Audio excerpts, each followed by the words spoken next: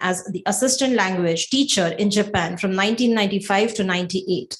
Sir is very fluent in Japanese. So we are very excited to listen to your expatriate experiences. I request you, sir, to start the session. Over to you, sir. Thank you very much for that introduction. That was very lauding, more than I would expect from that. Thank you very much. Thank you to the administration and the participants, the attendees of this conference. Thank you in particular to the Chancellor, Dr. Deepak Tilak, the Vice Chancellor, Dr. Gitari Tilak, and of course, my friend and the organizer of this conference, Dr. Asmita Dani. I've been asked to speak about my recording in progress. I've been asked to speak about my experiences as an expatriate crossing cultures. So give me a second here. There we go. Okay. All right. I'm speaking about expatriate experiences crossing cultures. Now, there's a few things about that I'd like to deal with to start with.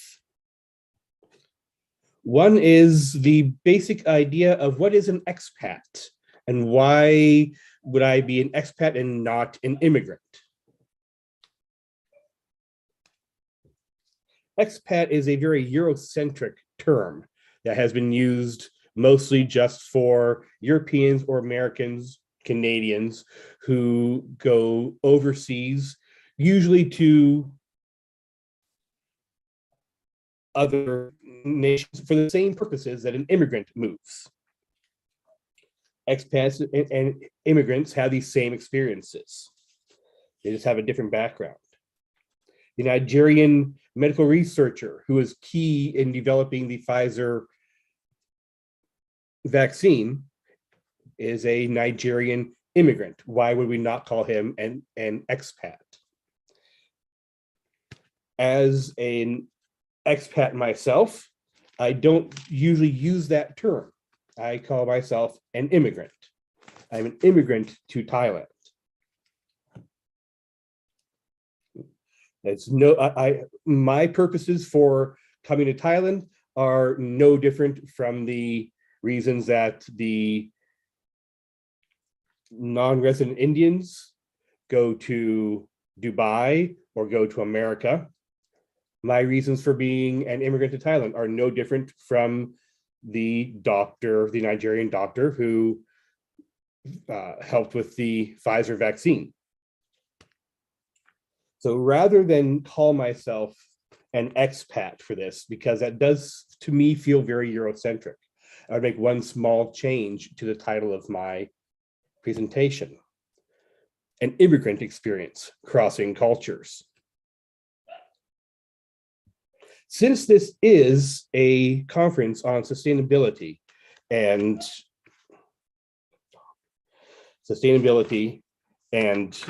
social equity, I'd like to talk about those first for immigrants.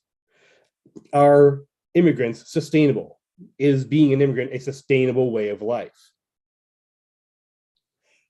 It requires much resources, much energy for a person to move around the world, or even just next door to a neighboring country. That's a large expenditure of energy. Whether that is sustainable or not is a question. Is my traveling around in Thailand, is my using the internet in Thailand to constantly talk home and to fly back home frequently, is that a sustainable way of life? Or am I using more energy than what I would be allotted if we were trying to be truly sustainable throughout the world? The idea of travel itself, of course, has always been a fairly upper class, an economically empowered idea. This is even more obvious now for the reason that I cannot be there with you at the university today, because there are restrictions from the pandemic.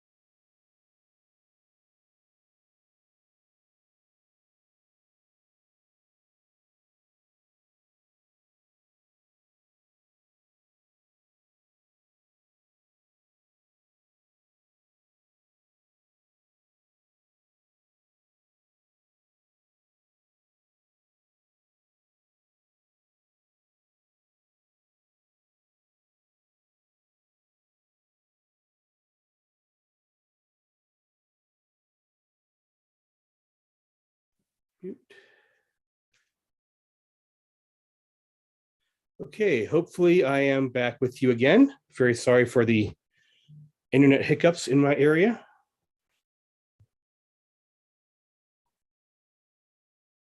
Everyone is with me, I believe. So let me once again try to get through this. I'm very sorry for this. Share. And okay, there we go. Okay. Are immigrants sustainable? Not necessarily. Social equity in immigrants. Immigrants are, by their very nature, separate from the society that they join at the very beginning. They have to integrate themselves into the new host culture, and they must make sure that they are pushing at all times for equity, which can be difficult. There are restrictions at the government level for expats, for immigrants, for what kind of jobs they can hold, how much money they can make, in some places where they might be able to live. But there are always services and there are always organizations working to better and help for social equity amongst and between immigrants and their host country natives. You can think of things like the Philippine maids in Saudi Arabia, who are always pushing for social equity and for legal equity in their area.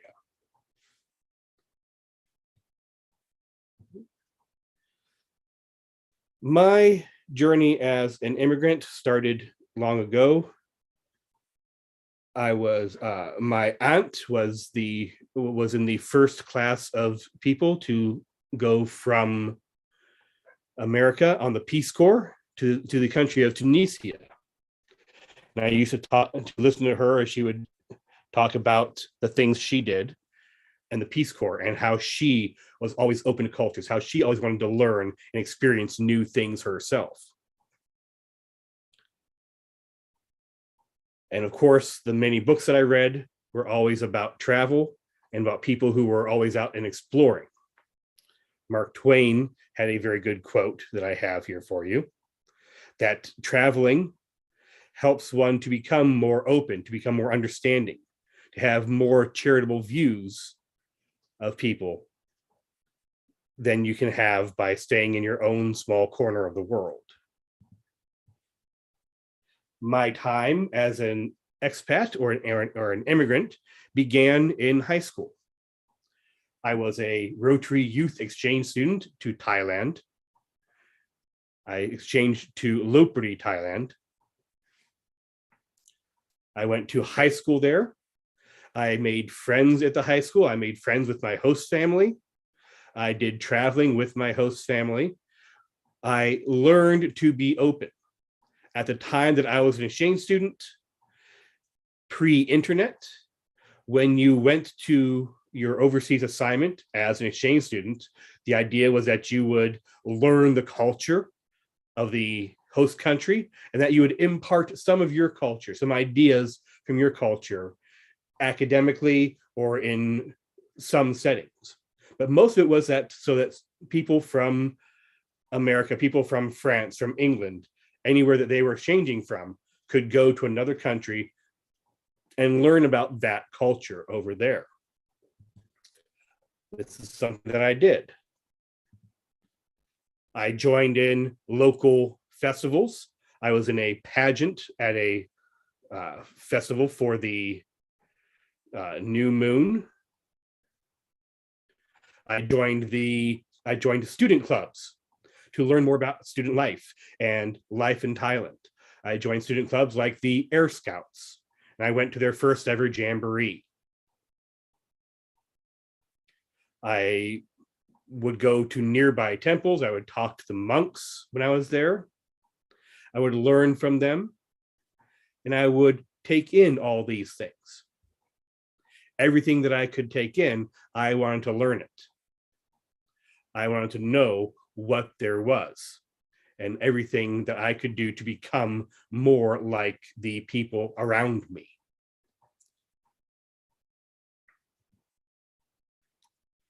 Ban Ki-moon says that migration is an expression of the human aspiration for dignity, safety, and a better future.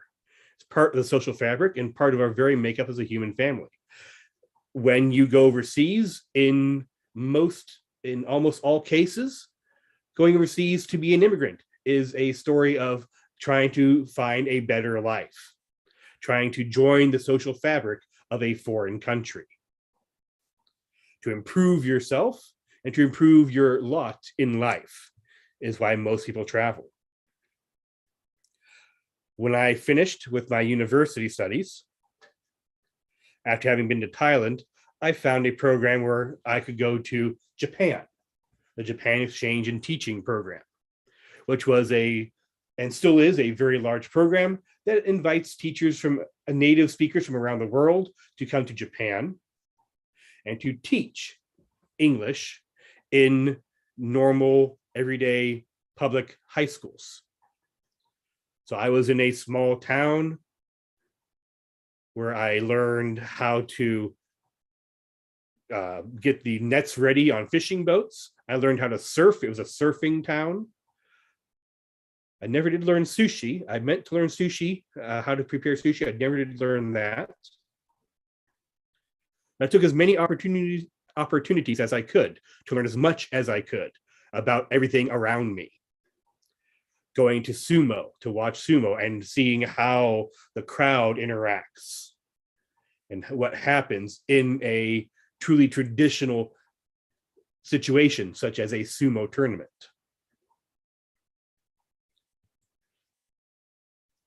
As an expat or as an immigrant, it's quite common to do all the things that the host country natives would do. So being a tourist and learning things.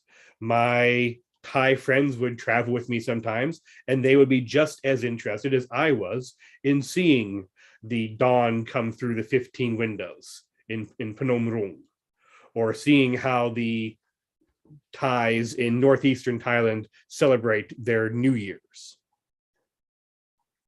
or just going out and exploring, being there, always being present with the people who you're with, always asking, being curious, never trying to judge what's going on around you, but being curious about how things work and why people do what they do.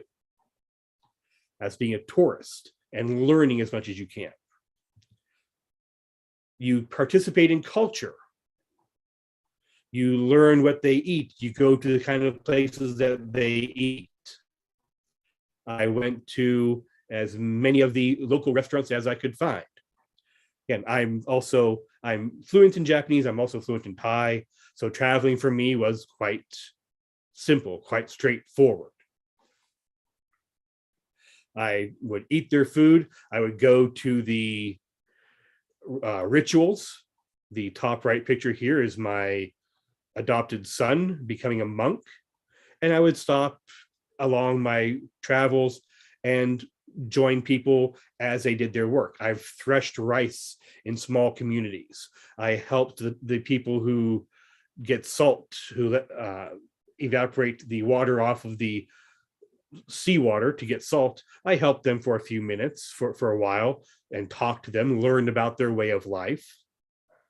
Always being curious, always asking questions. Crossing cultures is about being curious. And of course, in Thailand, I am a professional immigrant. I have a job. That job gives me a certain status in Thai culture. And I'm expected to act in certain ways. I'm expected to join in different functions for colleagues, for students, for study friends. Anytime that you're in that foreign culture, it's about being there, being with people, and learning. I may have rushed this. We'll see. Always be the foreigner interact. Take joy in not knowing everything about where you are and learning as much as you can.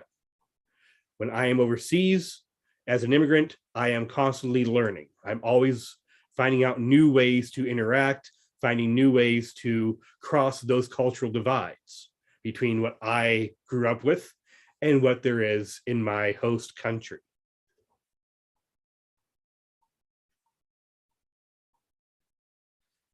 Thank you all for your patience, especially with my internet difficulties here. Thank you for your attention. I hope I have been informative, and I hope you can forgive me as I hit that. The audience, if there are any questions, sir would like to answer your questions. Yes, I would like to answer questions.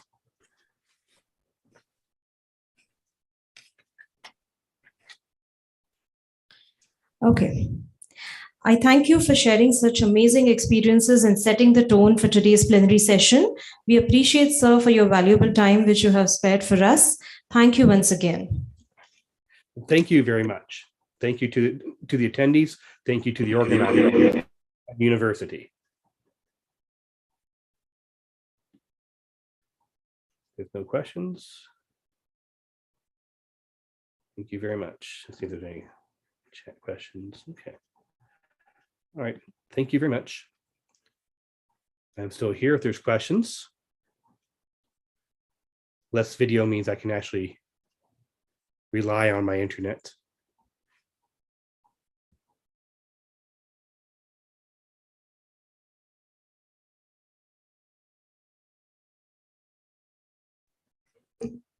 Thank you, Sanika.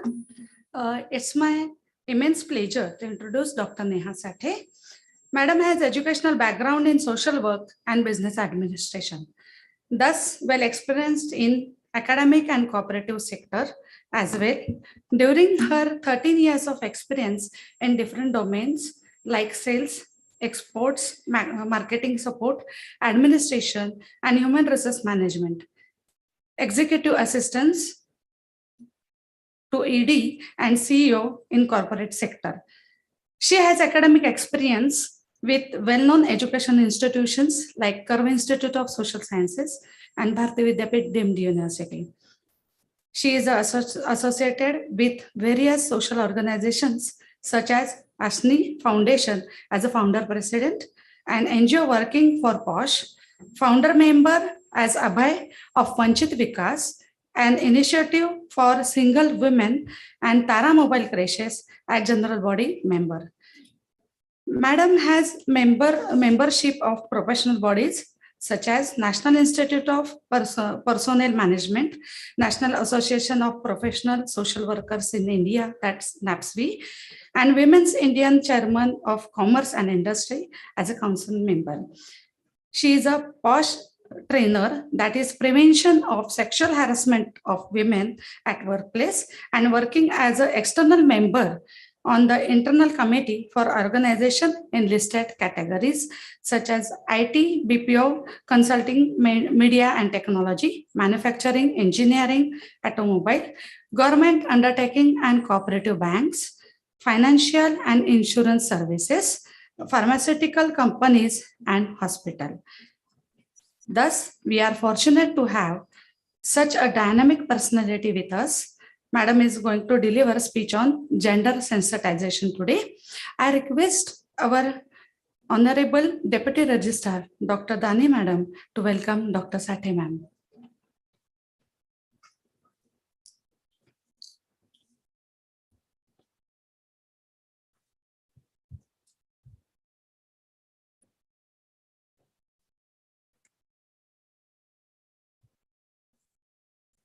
On behalf of Tiak Maharashtra Vidyapit, we welcome you, ma'am.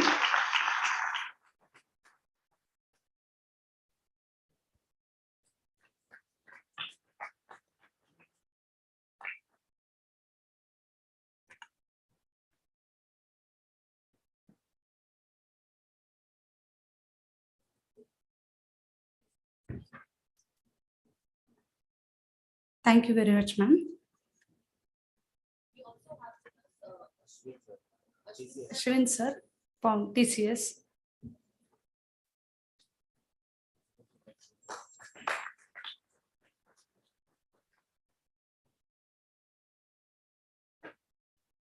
On behalf of Tiak Maharashtra Vidyapit, we welcome you, sir.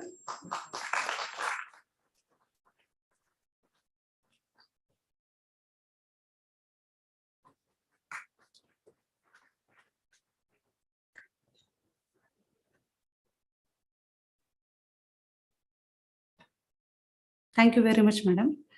I request Dr. Sate to start the session, and I request our technical team to play the PPT for this session. Thank you very much.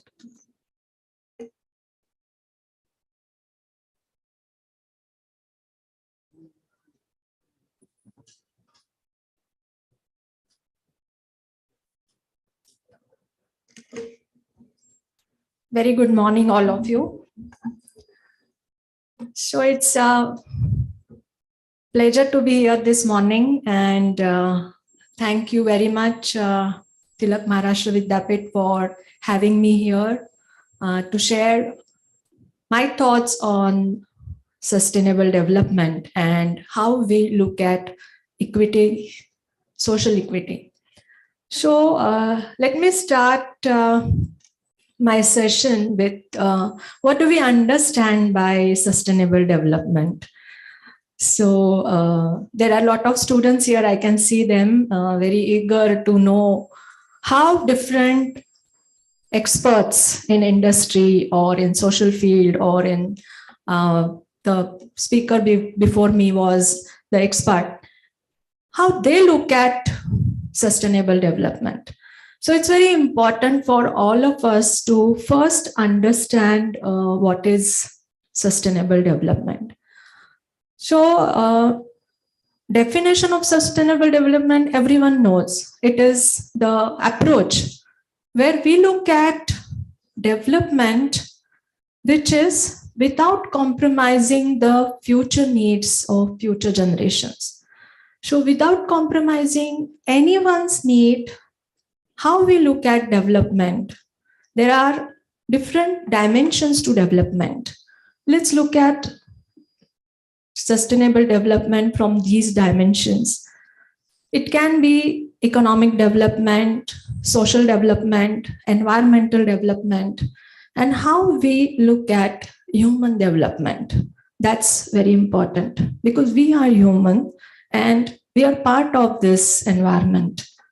So can we have the next slide? So our work in, maybe you can use the presentation mode.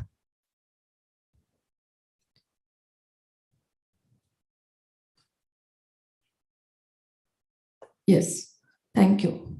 Maybe you can change. Yeah, go back. Okay. So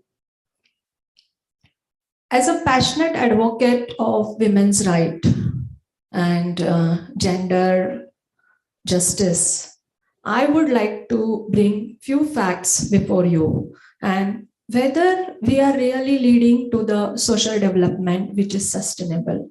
That is the argument that I'm going to make here before you. And I'm going to leave this particular dais with that question, what are we doing with this?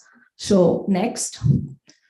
So you must have heard this particular campaign that was going on from year 2006. Where are those 50 million? Those are missing. Definitely we are talking about women. I'm talking about the gender genocide, that is infanticide, female feticide. Not only that, it is also dowry death, it is gender-based violence. And because of that, you can see there is a gender ratio which is decreasing.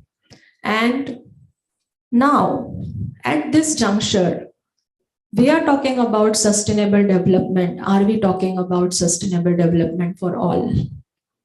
This is the question that is there. So where are those girls? Where are those women? Where are those people who lost their lives in gender-based violence? And gender-based violence starts not only at birth, even before birth. Many women, many girls are denied the right to life. And you must have seen there are a lot of gender-based violence going on every day. It starts with loss of life. It is disparity, and there is a lot of gender-based discrimination. You must be wondering, why am I talking about gender-based discrimination?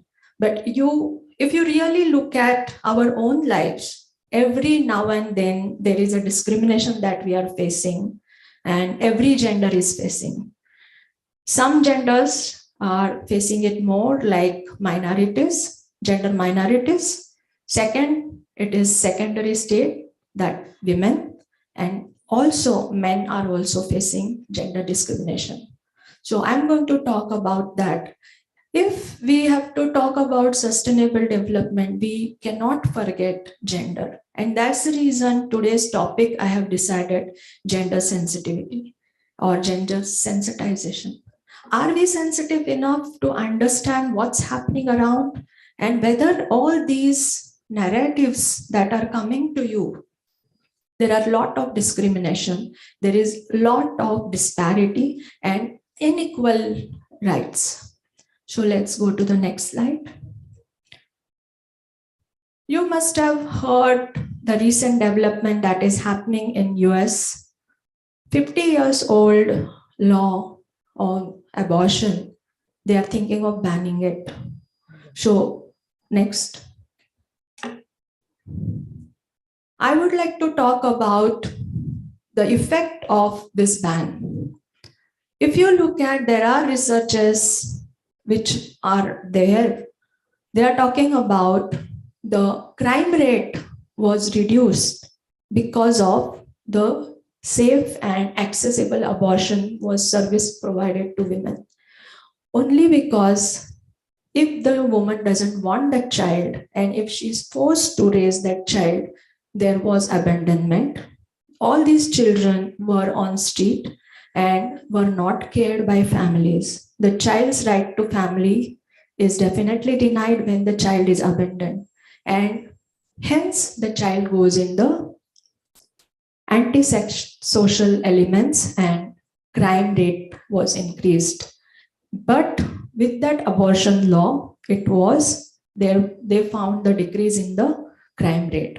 Now, if we compare what's happening in US and what's happening in India, we always say that India is a developing country, but still, if you look at the abortion laws, we are much more progressive in the laws.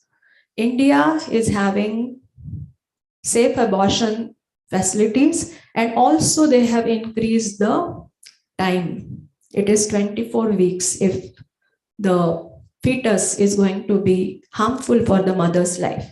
And look at the regressive thought of conservative in US.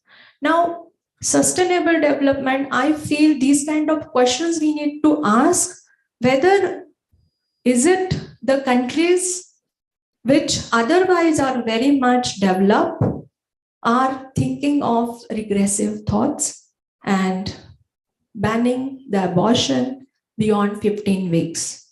Now, small things definitely contribute to the social development. When we were talking about sustainability, we are talking about sustainable not only for economic sustainability, but also social sustainability. So people should have rights over their own life. Next slide. Now, my topic is gender sensitization.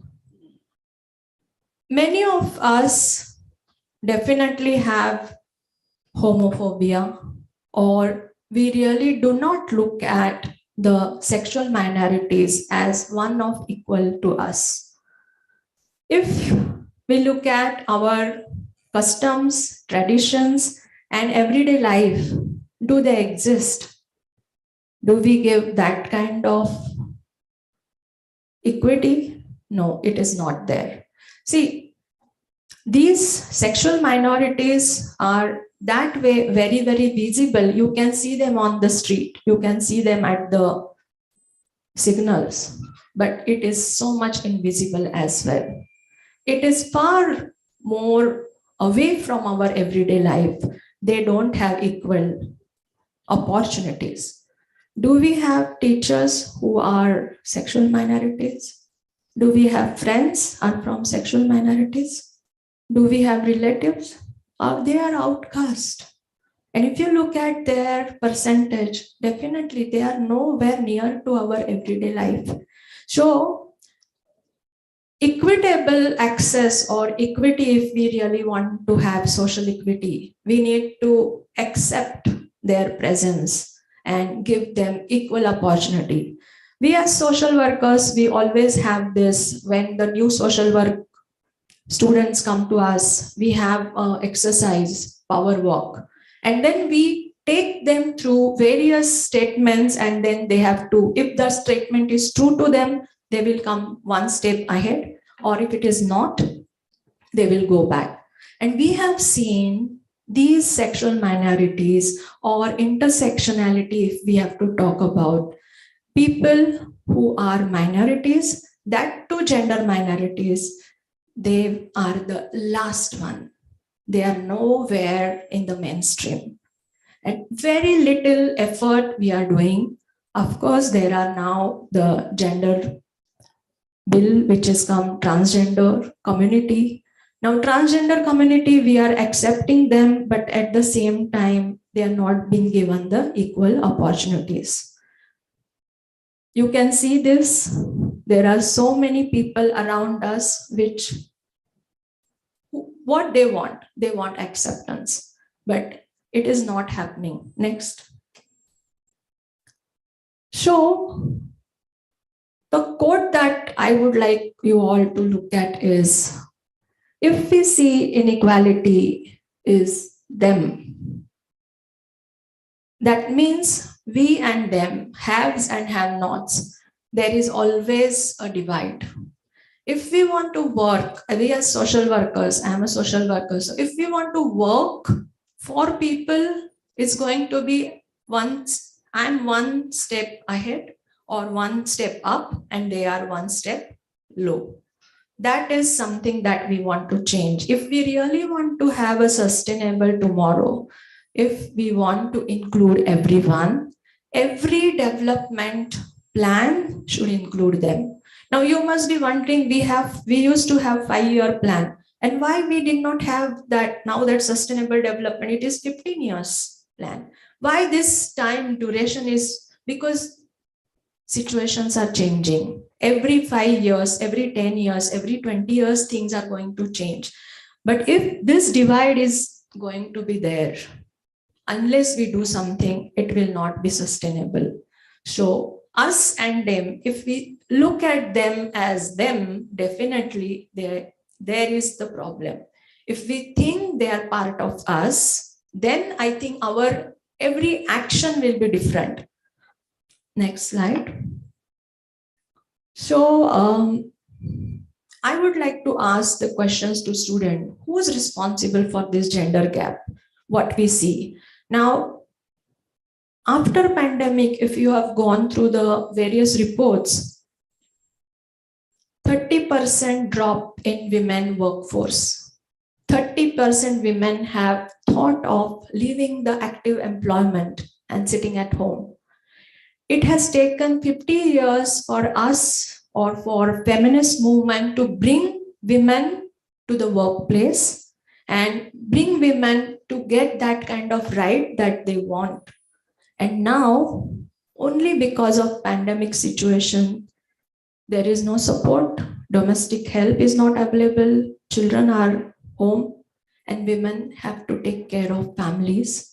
Now, why this gender gap is there? Why women cannot work? Because they have all domestic responsibilities. So if we have community-based solutions, definitely we can reduce that particular number, and we will have equally employable activities for women. So we need to have different solutions to different problems. We cannot have the age-old methods or solutions to these problems. We need to look at everyday situations and see to it that if everyone is having equal opportunity.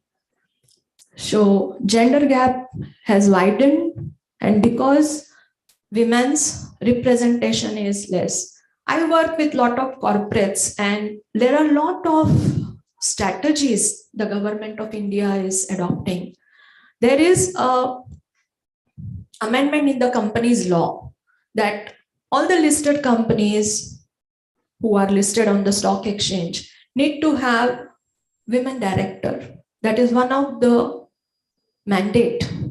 Now, how people look at this mandate, I'll give you a few examples because I work extensively in this field of corporate, and I have seen leaders making these sexist comments. Oh, that's not difficult. We can have a couple of showpieces in our boardroom. Look at this kind of misogynic attitude. Are we going to give women the kind of right that they deserve? Are you going to look at women as objects? And if leaders are looking at them as objects, definitely the main workforce or the peers are not going to look at them as equal competitor. And people would definitely say that they are just playing the women card. And that's the reason they are coming to top. Look at the reservations. In Indian politics, there was a landmark change of having reservation in Indian politics. How people looked at it? They just forced their wives, sisters, daughter-in-laws to get that seat, and they held the rights of politics. So underrepresentation of female, they are lacking behind. Now, only very few people from the minorities are there in politics. Very few people there are there on the leadership. We always talk with women that if you don't get chair in the boardroom, get your own stool. You're not going to get place on your own. You have to make that place for yourself. And that is only going to have the sustainable development. There are a lot of examples where the minorities, gender minorities got opportunities and they made wonders. Now, these kind of lawmakers, if they really look at it from the gender lens, things will be little different than what it is now. People are thinking of majority and vote bank. And that's the reason they are not looking at the long-term goals. They are focusing more on the short-term goals of getting the political power. And that is not going to be sustainable. Look at the decision making, look at the sustainable infrastructure development. Hardly people are thinking about other genders. See, we have been, I'll give you an example. When I used to work in marketing, I used to visit a lot of industries. And one fine day, I visited an industry which is a male populated, and then it was hardly any woman used to work there. But in the Factories Act, there is a provision that restrooms should be separate for men and women. And when we entered, me and my colleague, female colleague, when we entered female washroom, what we found? All men inside. What does this depict to you? There are hardly any women. So is it sustainable?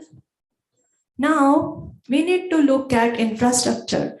How many of us have seen washrooms in public places for third gender separately? You can see how binary we are, male and female. What about the third gender?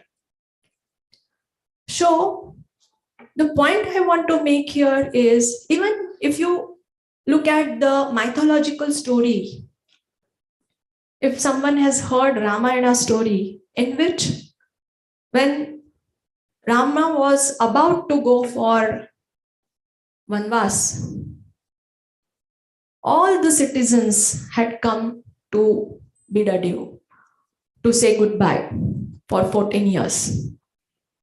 They were very much disappointed with the decision. And Ram said that, don't worry, I'll be back. All men and women, go back to your families and do your responsibilities. And it is shocking to note, only men and women went, and the third gender remained on the river bank. See, it is a mythological story, may be true, may not be true. But existence of gender minority was even then, it was there.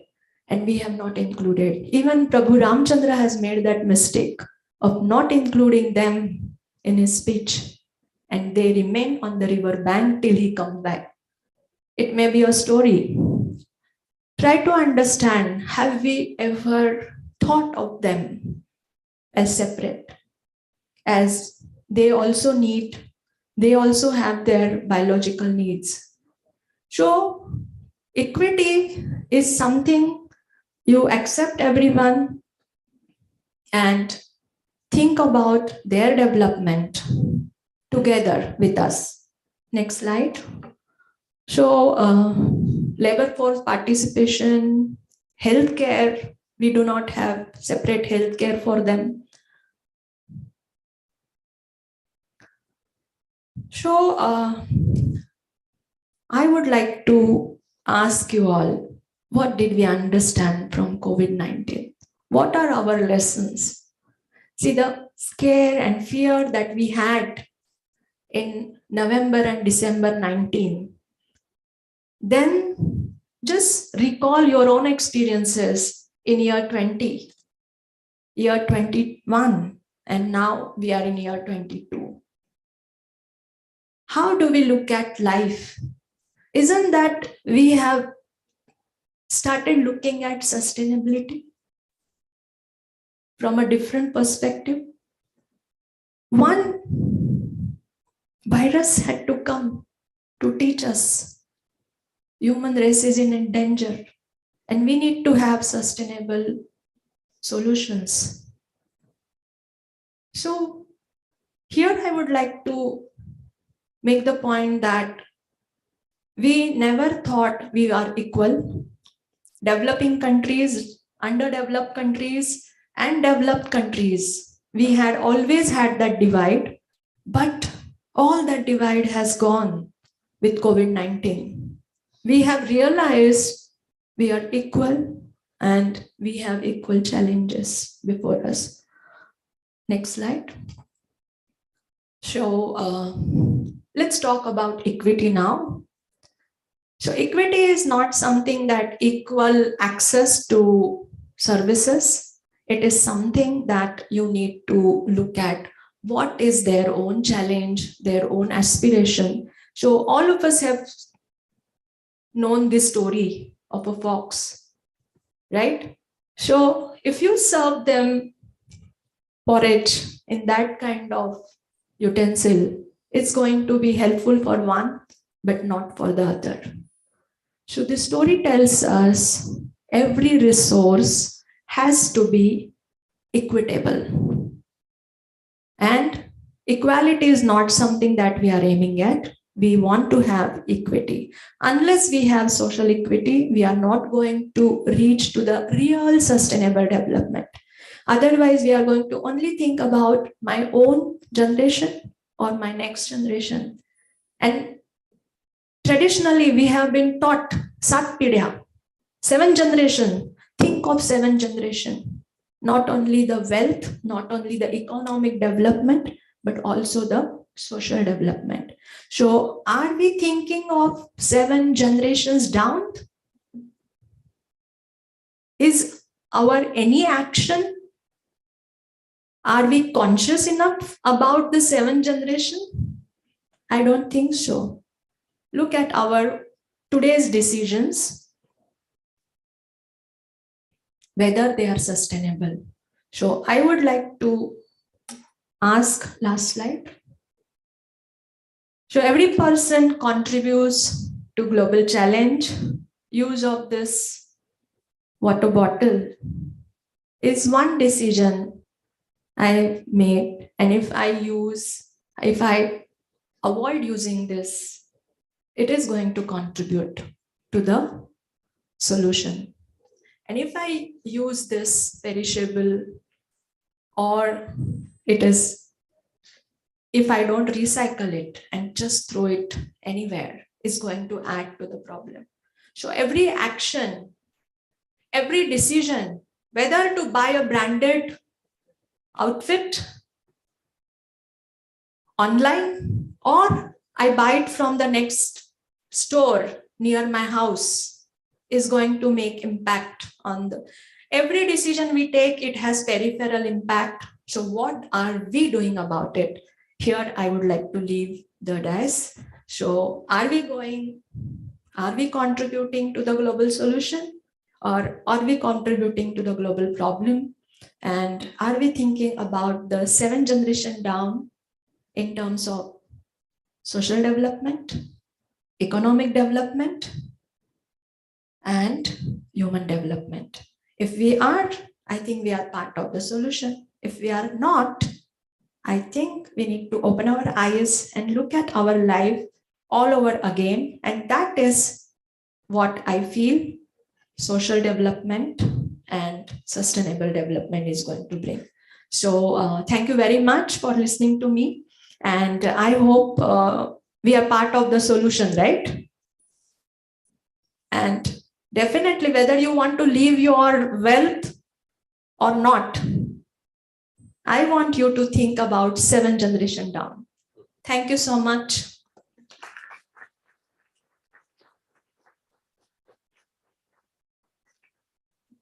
So thank you, ma'am. And the floor is open for the question answers.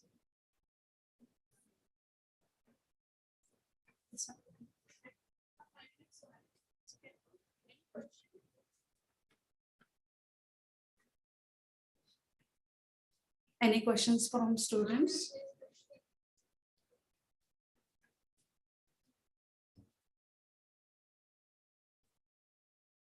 Yes, please. Morning, ma'am. I'm Anamika, faculty from Mass Communication Department.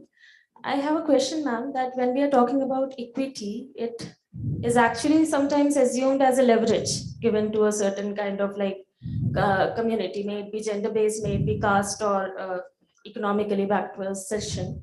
So what my question was that, is there any initiatives we can take, or what could be the solution that people don't think that it is actually a privilege given to the underprivileged?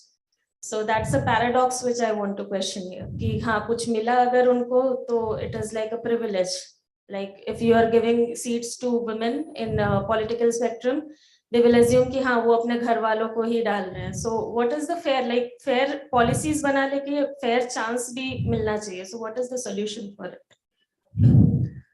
Wonderful question, Anamika. So her question is about equity. Are we really giving fair chance to everyone?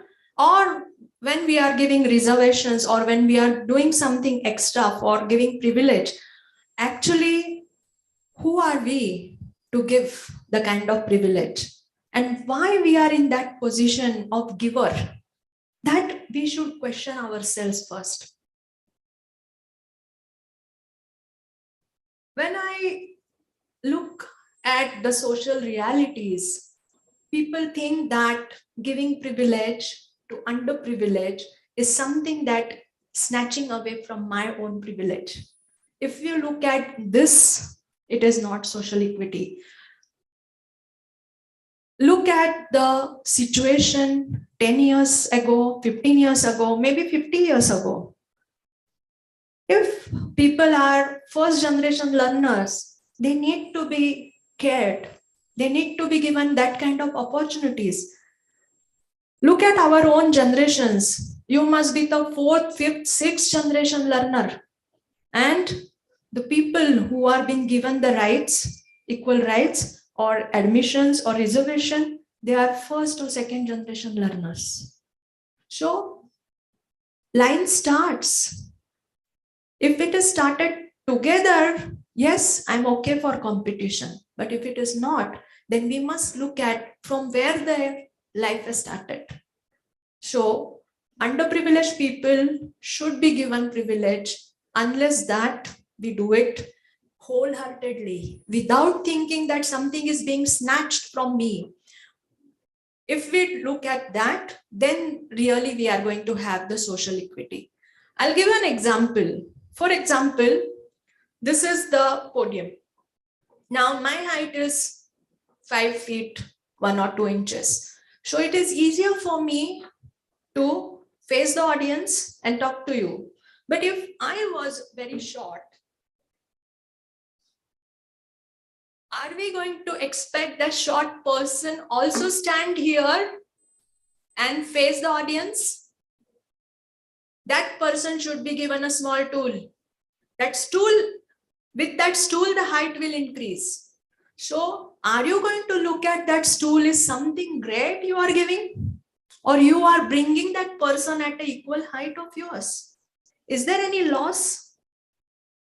Or my height also should be increased 2 feet with that stool? That's not something that I want to gain, right? So look at this. This is equity. And if there is very tall person, and if he or she is having problem, he or she should be allowed to sit. That is equity. So looking at people and their resources, what is missing, only filling that gap is equity, and not giving equal resources. I hope I answered your question, Anamika. Actually, ma'am, my question was fair policy versus fair chance. So it was not about like whether we should get or not, obviously. But when we are making any fair policy, what is the chances of getting the fair chance to avail that policies?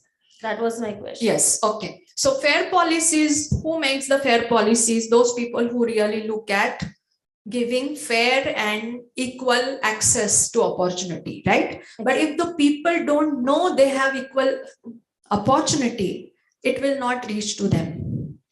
And there are so many social evils keep them away from this access. There are equitable access, fair policies are there, but implementation is a problem. Exactly. So being a student of mass communication, it should be your first and foremost responsibility to reach out to masses, reach out to the last person.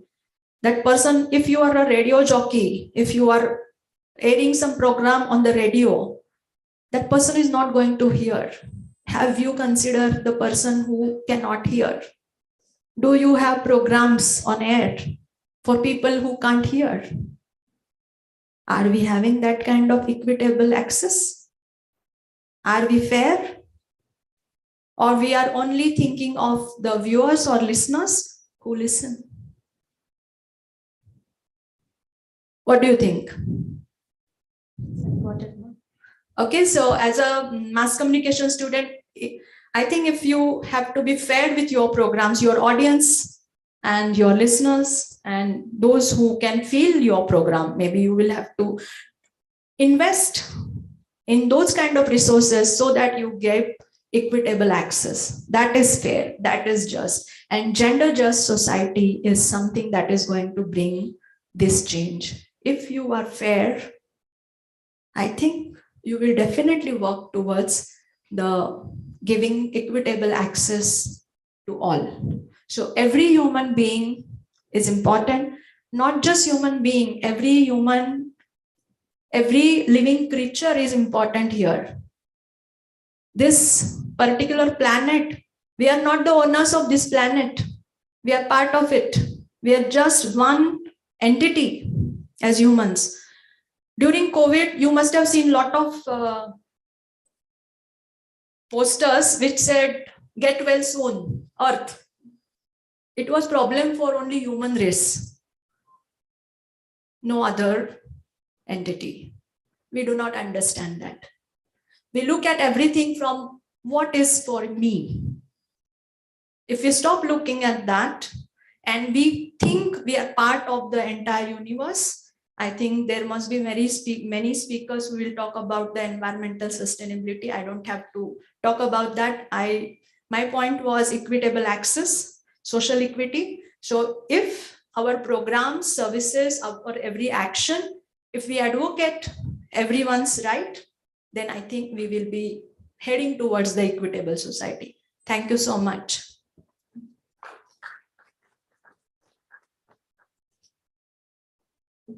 Yes, please. Hello. Yes. Ma'am, my name is Anand. My Hi, question is, hi ma'am. So you were mentioning about the society being accepting the the transgenders or the different sexes that you were mentioning, right? We have to accept them. But what about a person who is a transgender? What if he got insulted, maybe right in front of you or in the public? So how do you think that how they have to react so that it can be betterment for them?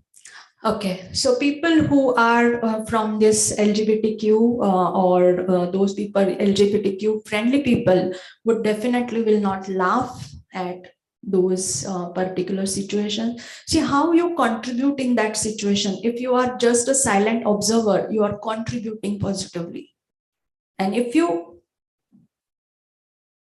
stand up for that person, I think you have done one step at least you have taken towards the gender just society. So if somebody is being insulted and you silently observe that, and on Facebook then you write a comment, hashtag so and so, it's not going to serve. The trauma that person has, you have no solution for that. Stand up for their rights, take action then and there, so that you will not feel guilty, because it could have been you. It is only because we are born in certain sectors or with this able body or with this kind of what you can say sexual preference that you have. You could have been the minority. In certain cases you must be there, but people have not understood that. So everyone is important here, and understand that and take action, stand up for their rights. So that is what I could, I think immediately you can do that only. And share your experiences, how you stood for the rights.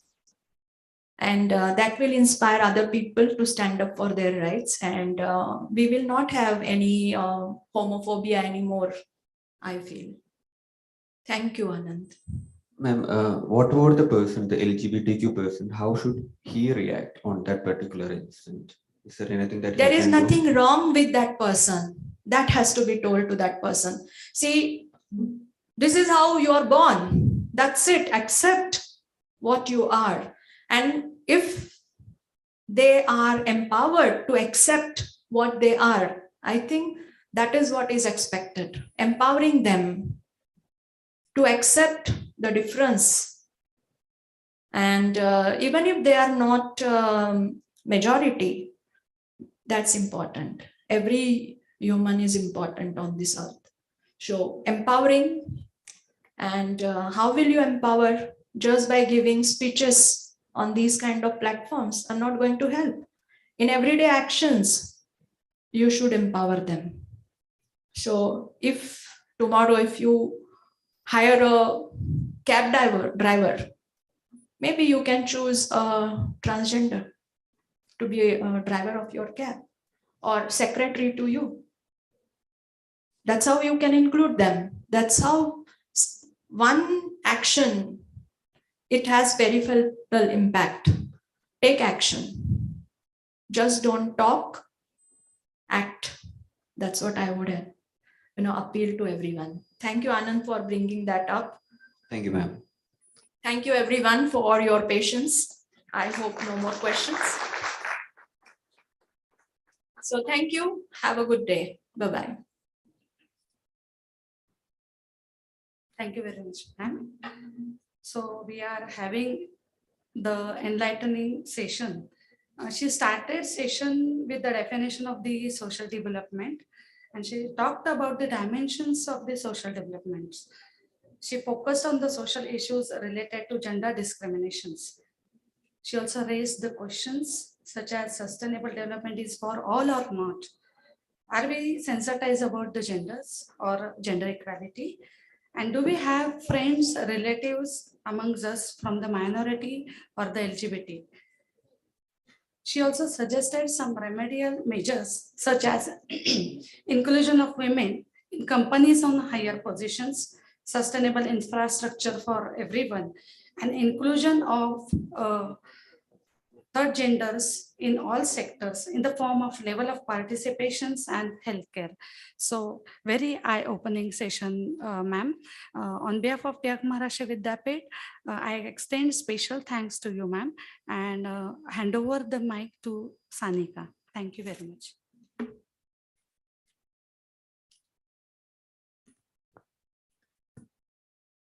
Thank you, ma'am. I take immense pleasure in introducing our next guest for today, Mr. Ashwin Pandey from Tata Consultancy Services. An education evangelist and regional head, TCS ION, he helped more than 50 plus higher education institutions to transform digitally and counseled 10,000 plus students to choose the right career path during his tenure, with renowned organizations like Tata Consultancy Services, British Council, and Pearson India. He is here to make a presentation on TCS ION Industry Honor Program and Job Employability. Now, I request Sir to please kindly join us on the stage and enlighten us with the words of wisdom.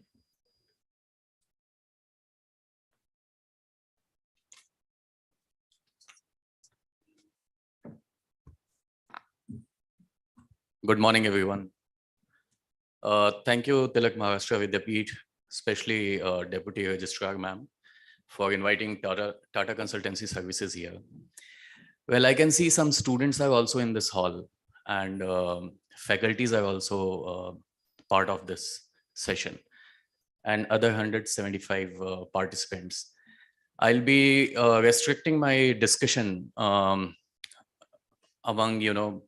all the audience, how Tata Consultancy has collaborated with TCS, TMV, Tilak Maharashtra Vidyapit, and how are we going to together, you and TCS, how are we going to, help the society? So before I start, let me, I'll pick up some points from previous discussion we were having just now. Neha Sathe ma'am, she just raised a few very important issues, like what did we learn from COVID-19? And 30% decline in women employment. They left job in this COVID because of some social issues, family issues. Let me tell you, this 30% would have been maybe 60, 70% had there not been digital transformation. Most of these women, most of you also, women in this hall, most of you must have worked on, worked from home on your laptop. You must have delivered classes on the laptop. You must have worked digitally. And you students also must have studied in these 2 years from your system, from the convenience of your home. Had it been not there, probably the kind of inconvenience we all must have faced would have been very widened. And even this 30% decline in women employment probably would have been somewhere 60%. So it is so that is the learning from COVID-19. It is very imperative, very vital that now we should adopt digital transformation.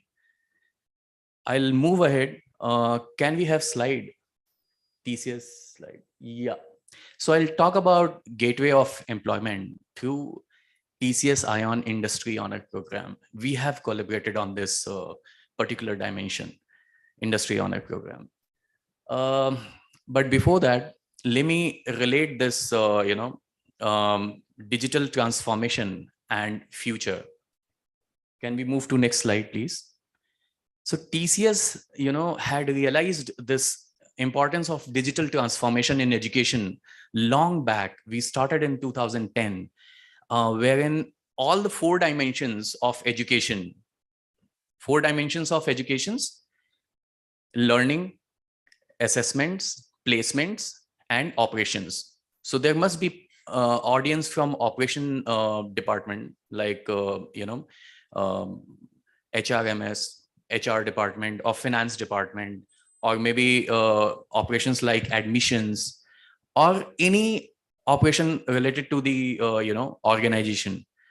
They must have faced a lot of challenges in doing day-to-day operation offline, and especially during this COVID, it was very difficult to get output, or coming to the campus and getting the work done and get the output. And that's where we have designed a solution for educational organizations, which is called Digital Campus. And we are helping with every kind of day-to-day activities to help out not just operation people, but also to help out academicians as well. So for example, as of now, the attendance is offline or maybe through the biometrics, but we have designed a solution wherein teacher can take attendance just by taking a photo of the hall. So I'll take 2-3 photo of this hall, and my system will capture attendance through AI/ML technology, artificial intelligence and machine learning. And these technologies are called industry honor program technology. These are future technologies. As of now, you all must be using, to come from your home to college or to go to any hangout place, you must be using GPS. What is that? That is AI/ML technology. You must be ordering food through Zomato and Swiggy. What is that? AI/ML data science. You just type restaurant near, Chinese restaurant near my home, nearby, and you get 1,000 of, results. That is AI/ML. So now what is important? Two things are important. Go digital, adopt digital transformation. Second, upgrade for students. Upgrade yourself on new industry technologies. So can we have next point? Next, please. No. On the same slide.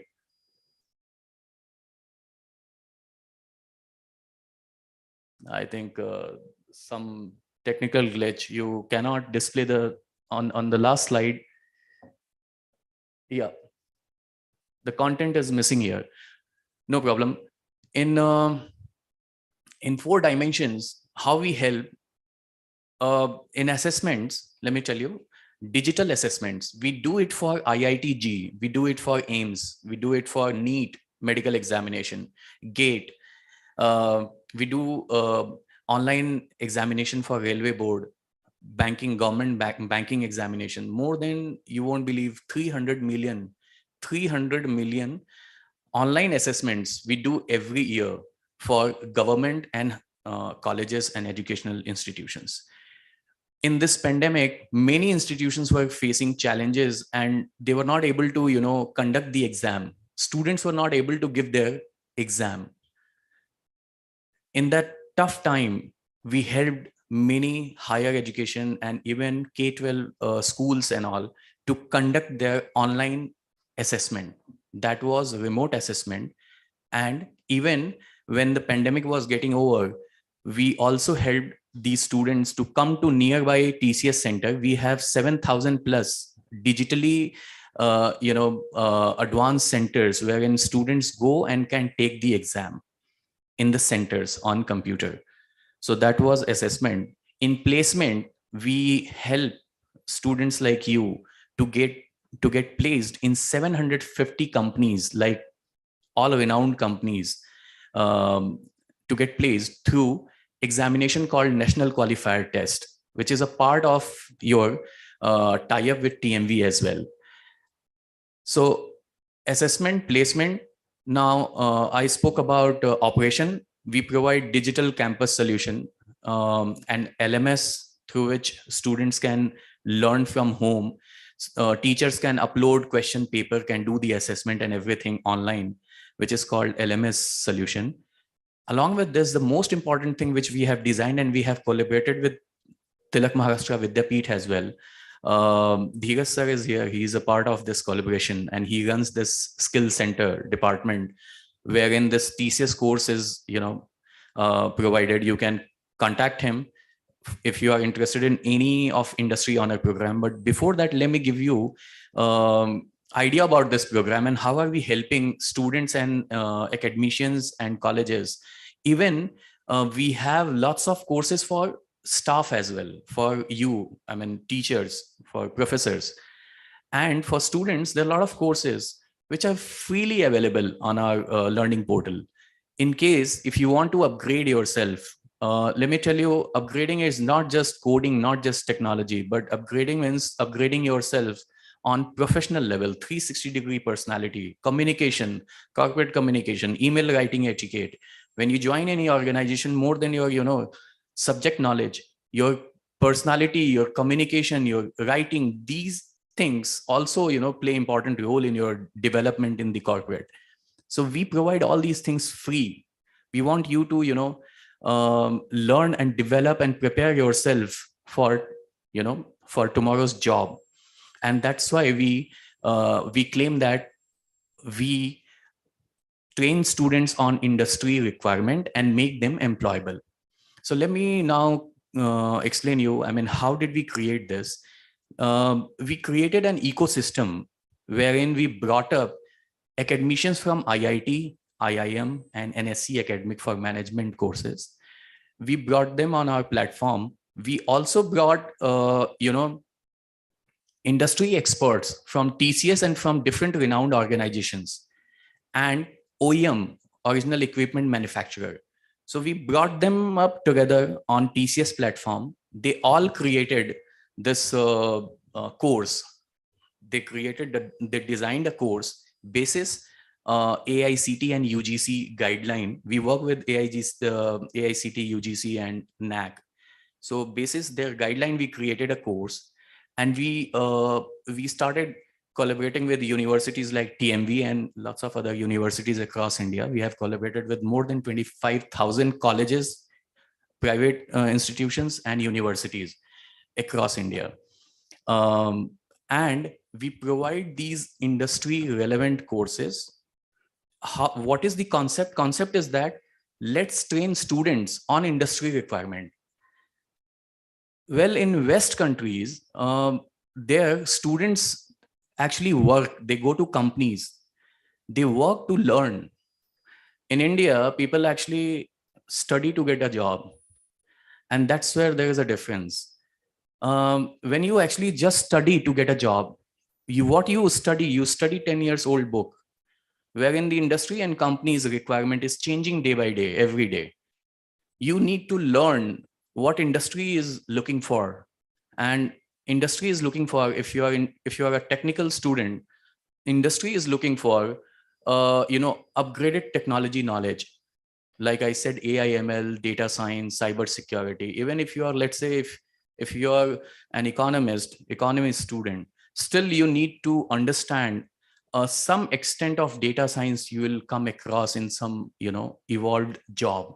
If you look for some MNC job as an economist, as an economy student, probably, you will come across this kind of requirement wherein you should have data science knowledge.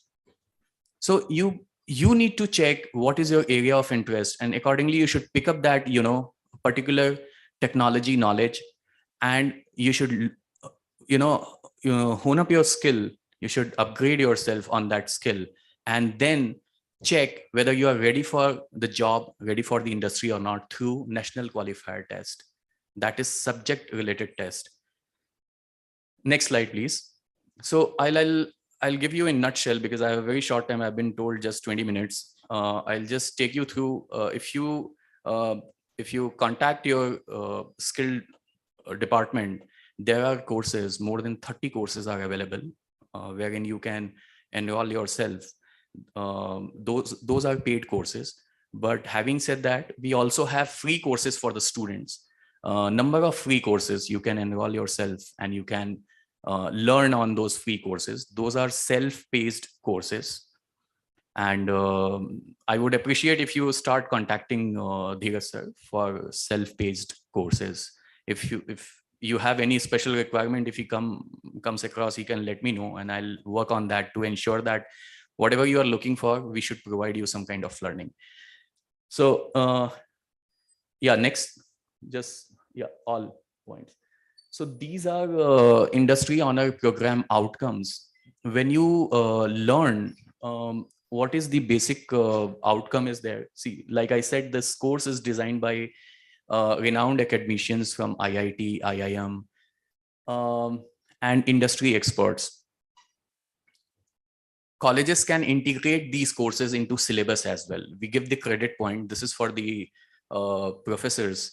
You can integrate this course in your syllabus and teach this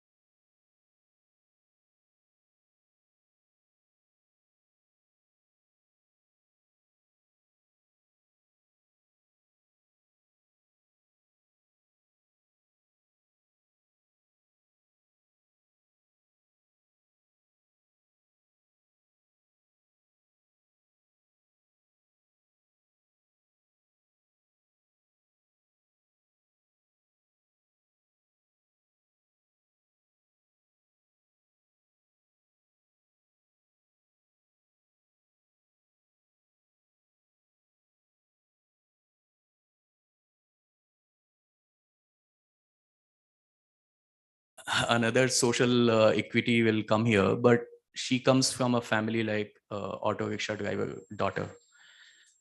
And how did she manage to get it? She managed to get it through online learning. She did all TCS Ion, Coursera, all important jobs. She selected her field, her domain very early in the first year itself. And she started, upgrading herself on that domain. She started learning from every available resources. And finally, when she felt that she was equipped with the right skills, she applied for the job and she grabbed it immediately. There are jobs. Alone TCS itself, we come up with more than 80,000 to 1 lakh job every year, TCS only. And then we have Tata Group companies. Now Air India is also a part of Tata Group. We have projects like this chip passport, wherein we are looking for skilled people, but we are not finding skilled people. And for 80,000 people, we cannot go to campus. We cannot hire, do one-to-one interview. For 1 lakh or 80,000 kind of recruitment, we need to do at least 1 lakh into 10 interviews to find 1 lakh minimum. This is minimum standard. If you interview 10 people, you find one relevant minimum, or it might go up to 50 as well. So imagine, we cannot do 50 interviews. For that, we have decided that we will upskill students, we will prepare them for the job, and then we will train them, and among them only we will select the best one. And like TCS, there are 750 companies. They work with TCS Ion. So this is a right time, right opportunity for all graduates and postgraduate who are part of this hall, this meeting. Please contact your skill department, upskill yourself, and apply for the job. There are jobs. You just have to be skilled. That's it. So thank you so much. Thanks for your patience. Any question, I'll be happy to answer. Any question related to upskilling, any question related to employment, industry requirement, or any question related to IHP, TCS Ion IHP. From faculties or students, I would love to answer. So either it was very simple to understand, or it was very complicated and to ignore.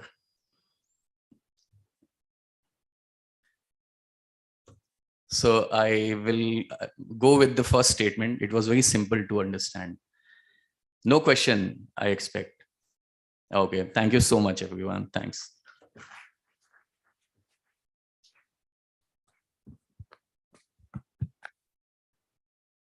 Thank you so much, sir, for this elaborate presentation. I'm sure if there are any questions, we will put forward those questions to Dheeraj Singh, sir.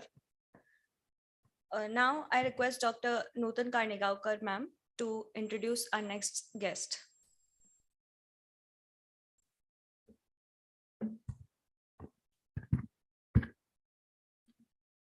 I take immense pleasure to introduce our keynote speaker, Professor Dr. Dilip N., who is with us online. I welcome you, sir, on behalf of Tilak Maharashtra Vidyapeeth and the conference committee. Sir is an alumni of Asian Institute of Management, Manila, Philippines, a management postgraduate specialized in marketing and strategic planning, and a BSc honors in chemistry from University of Rajasthan. He holds a doctoral degree from Thapar University, Patiala, India. The topic of his thesis was marketing strategies and business planning amongst small and medium enterprises in the era of globalization, with special reference to automotive sector. Sir has hands-on professional experience of over 45 years in the industry. Entrepreneurial venture, consulting, research, training, and teaching. He has been deeply involved in career planning and development of his teammates in variety of cross-functional and multiracial workforce, both within India and abroad, as a key factor in ensuring organizational success.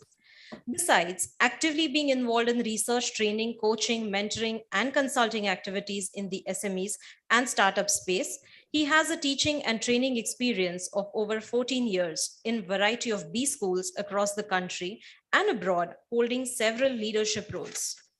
Sir currently is the director at Industry Research and Head Marketing at Universal Business School and also co-chancellor adjunct Commonwealth University London, UK. He has written several research papers, case studies, and book chapters published in national and international journals. Sir, we are very eager and excited to listen to you. I request you to start with the session. Over to you, sir. Thank you very much, ma'am. Thank you to all the people who have organized this conference to have me here. Currently, as you know, I am in Sydney, and therefore I have had no option but to speak to you all from Sydney online. So if I can have the sharing rights, I would be happy. So I'll make a quick presentation. I want to speak to you about something which is particularly the younger generation is more sensitive, and the world, including India, is now rooting for it. It's about sustainability in the way we do business. And, like they say, the point where the rubber touches the road is the point which is important, is the area of marketing. So I'm going to try and talk to you about sustainable marketing, also known as,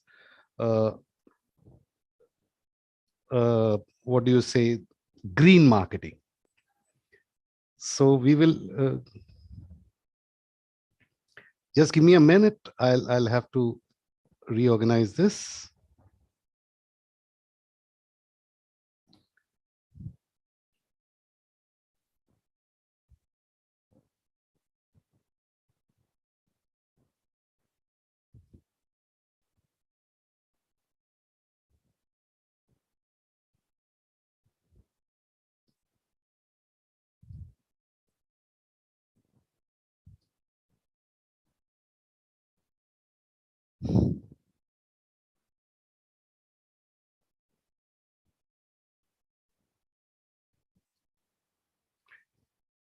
Is this visible? Please, somebody has to speak to me because I will not be able to see you all.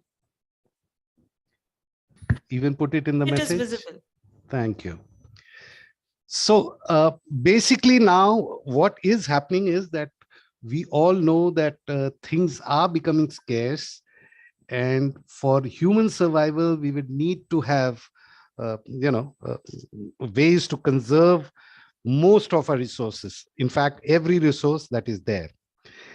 And marketing, since, as I said, it is the rubber which touches the road, it is here that everything boils down.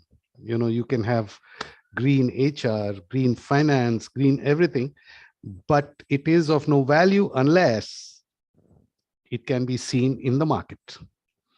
So I will talk very briefly, although this is a very long one. I have been given only about half an hour to present. So I will be skipping some slides. However, this is the whole deck. I will send to your, the organizers, and those who are interested can have it from there. So let's get going then. Okay, so how is sustainability affecting marketing? One is, we all have to use the genetic makeup to promote ourselves in the market, which means local products, local environment, because it is now being believed that nature has given everything to man to survive in his locality. I mean, that's how our super ancestors came to be. Okay, another tactics that companies can adopt is sustainable marketing or green marketing, which works as both a product and a brand marketing strategy. Now, as we all know, and particularly the younger generation, we are now talking in terms of organic, foods. We are talking of Ayurveda, which is all natural and therefore no side effects, etc., etc. We're becoming more and more conscious in everything that we are going to be using, which will help us restore or at least preserve the environment that we have. And the urgency is growing by the day, by the hour, in fact. We have people like Greta Thunberg who have become iconic in the world because they could highlight this even as a teenager. So what is sustainable or green marketing? Sustainable or green marketing is the promotion of environmental and socially responsible. The important word is socially responsible products, practices, and brand values. So green marketing is just not about just the environment. It is about the entire social framework in which companies exist. So green marketing is about making sure that all the needs and the goods of for the society is maintained. That's what it's all about. Up to now, it was that marketing was about how to entice people, resonate with them, and then get them to buy a product. But that phase is getting over. In fact, it is already about 5-year-old to think like that. When marketers think now, and successful ones, the companies which are more successful than others, think about the society as a whole. Even when before CSR and these kind of things were known, I mean, CSR is corporate social responsibility.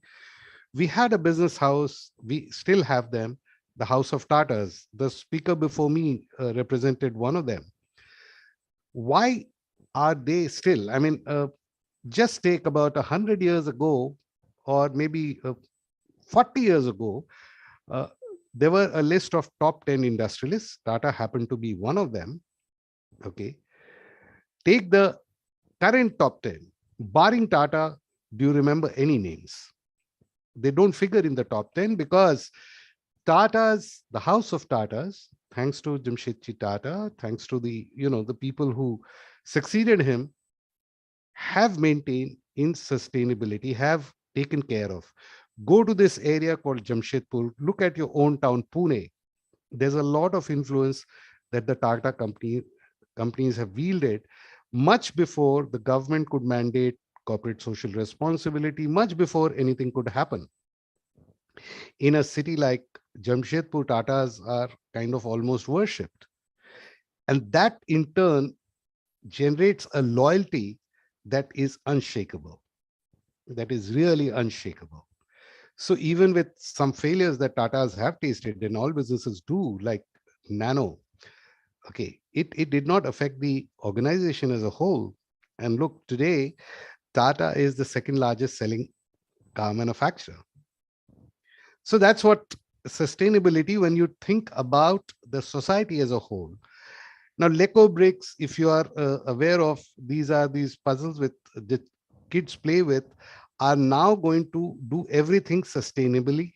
Okay. And by 2030, it should be a complete net zero kind of a scenario.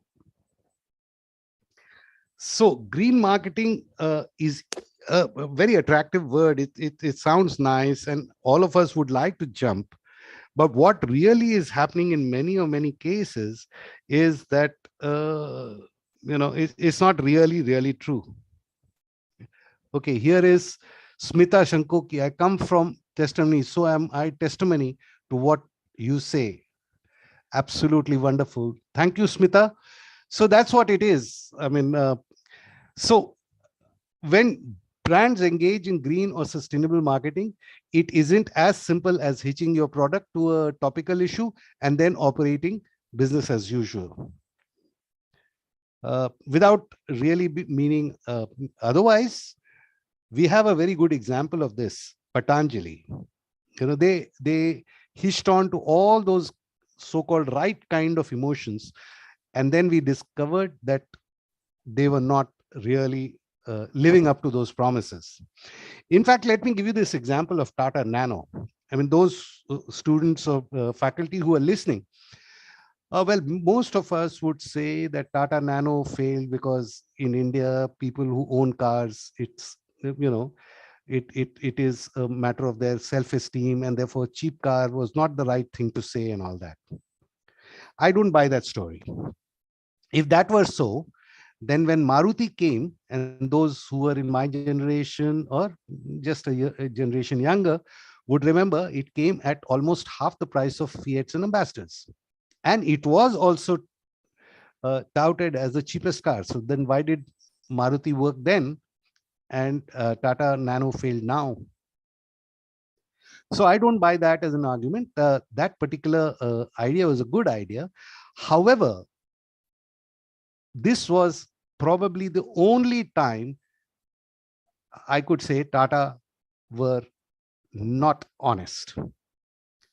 Okay, I'm sure the TCS gentleman who's sitting there might be boiling, but sir, may I just present to you the fact that it was supposed to be a Lakh Takia car, and I would have booked thinking I would be able to buy it in 1 lakh. However, when I walked up to the showroom, I was told that this would be add-on and that would be add-on and this would be like that. And it became almost 1,35,000 in Pune. I felt cheated.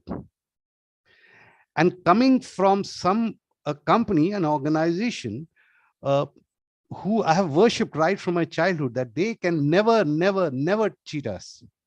This was too much of a shock to be accepted. And to me, that was the failure. And it affected Tata Motors first, and therefore they slipped down to number 4 position. And over time, they had to give up Nano. They had to disengage. It had to be amputated from the system for Tatas to come back again. They will do something about Nano, I'm sure. But this time, they would not be, they've learned their lessons. The good thing about Tata is that they don't mind agreeing and accepting mistakes in public. That's one good thing about Tatas. So that's what green marketing is. Green marketing is about being transparent. Why doesn't this?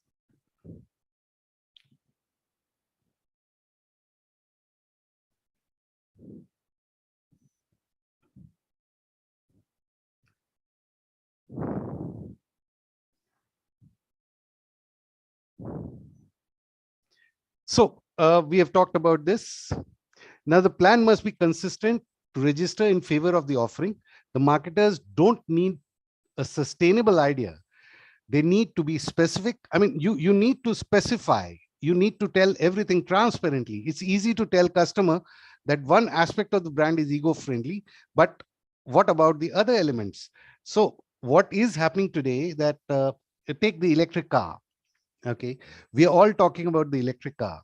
Yes, in fact, in the city, there's going to be no pollution. All right. But we know that most of the electricity comes from, coal-fired generating stations, and there is pollution there. Then we also know that most of the time, the electrical issues or the wastages that happen are happening and is contributing to them. So for example, imagine a brand sells a drink and it switches to new ingredients that are sustainably sourced. Okay, so there could be somebody who's using organic food, organic products to make a drink. In fact, there are a few in Pune itself. But when trying to sell, they sell it in plastic bottles, which you can't degrade. So in that case, is it really green? Are you really thinking sustainability? And then advertising that we are selling you something green, is it right? Okay, so it is tempting to say that. So here is one global example. You see, McDonald's switched over to paper straw, okay, which the manufacturer, their vendor, had shown them that it is recyclable. However, since it was, for a variety of technical reasons, this could not be broken. Now, when such a thing happens, scandals happen. just like in the case of Tata Nano, or in the case of many of the Patanjali products, and just now, which I'm telling you about McDonald's. So all over the place, this started happening, and the only thing McDonald could do was accept, despite the fact that transcend packaging, that the company trying to really say that no, please, it is recyclable, but customer is more exacting that. So that is what green marketing is. So this one I will not go because this will be. So here is a concept. Green marketing concerns with the production of ecological and sociological products. Modern marketing has created a lot of problems. Growth in marketing activities resulted in rapid economic growth, mass production with the use of advanced technology, comfortable and luxurious life and lifestyle. These are the things that have contributed to degeneration of our environment, of our the sustainability of the globe and the society. So while industrialization is good, it has eased life of mankind, but it's just like they say that if you don't exercise, you are comfortable, but then you are not healthy. That is what so far marketing has been able to do, and the business as a whole is doing.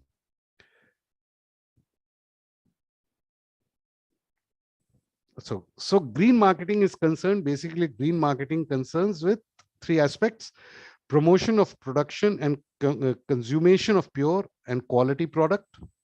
Okay, which means there is no harm done to the nature and to the society at large. Fair and just dealing with customers and society. Fairness is very important. I just gave you the example of the most respected company in the country, which faltered only once in my memory, and how it paid. Protection of ecological environment. So this is, so efforts of people, social organizations, firms and governments in this regard can be said to be green marketing efforts. Now, green marketing is a marketing philosophy. Green marketing involves multiple activities.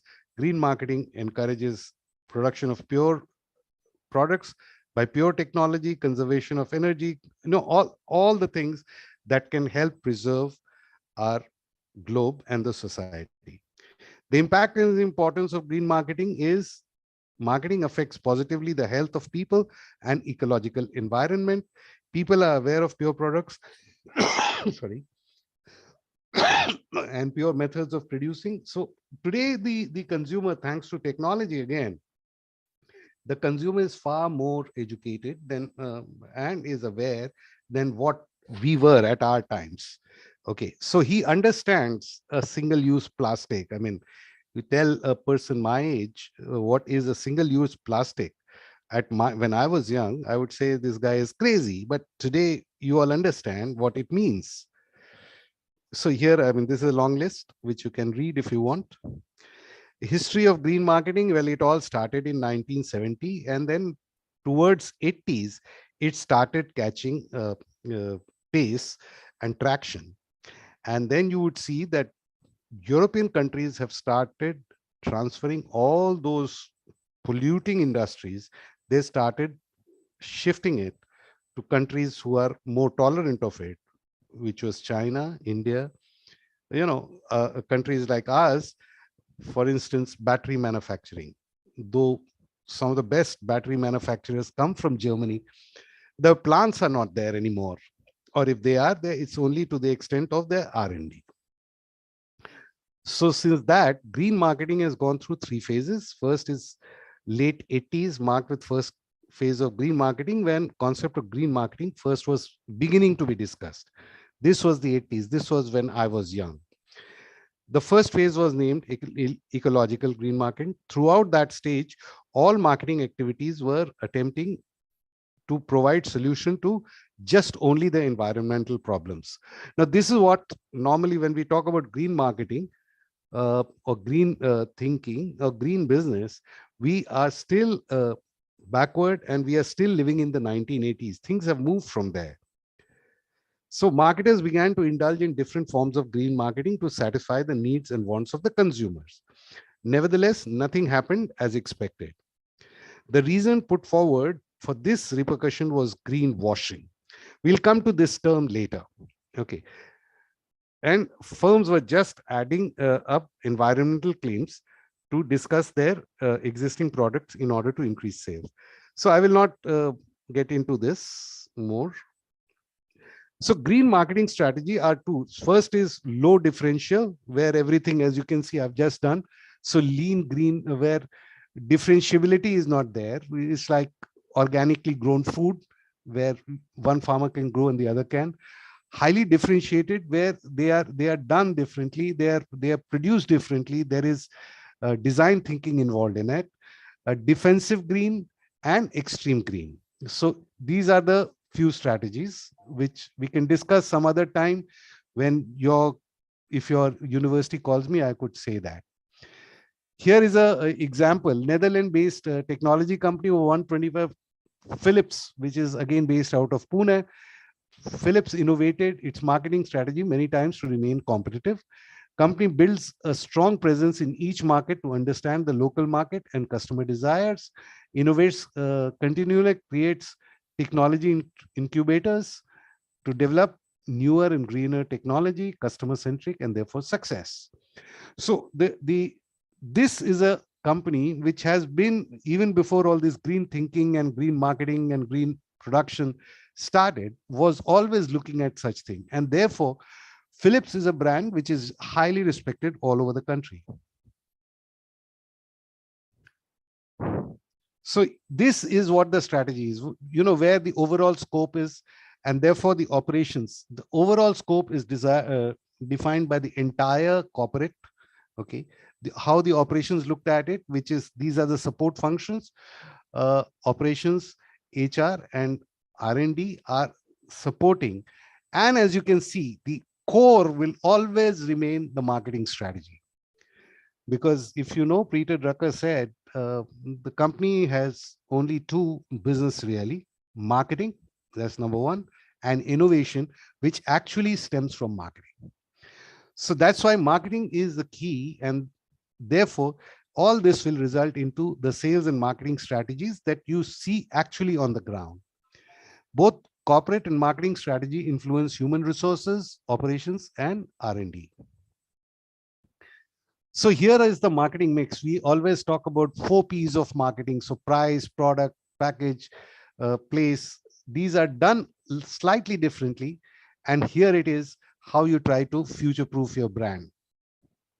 Okay, present day relevance is not enough. Brand need to be meaningful, innovate, evolve for tomorrow's consumers to be future-proof. So tomorrow's consumer is you youngsters, the students of TMV and students all over the world, who are today much more aware about the consequences of products and services, both socially and environmentally, and what it could be. And you are willing to forego that product, even if it is of convenience, and sometimes pay more for that product because you have become more sensitive than what it was in my generation. So the first question that when the strategy is, what is the business that we are in? I mean, first we have to understand that. Now, the fundamental, that's what Professor Levitt had said. What business are you in? And this is how we divide the strategy. What is the purpose of business? Why are you in? What is the audience? Who is the audience? What is the functionality? What is the aesthetic? But the most important thing is, what is that sustainable appeal that you bring? Sorry. Whichever company or whichever brand has been able to do that has succeeded and has survived.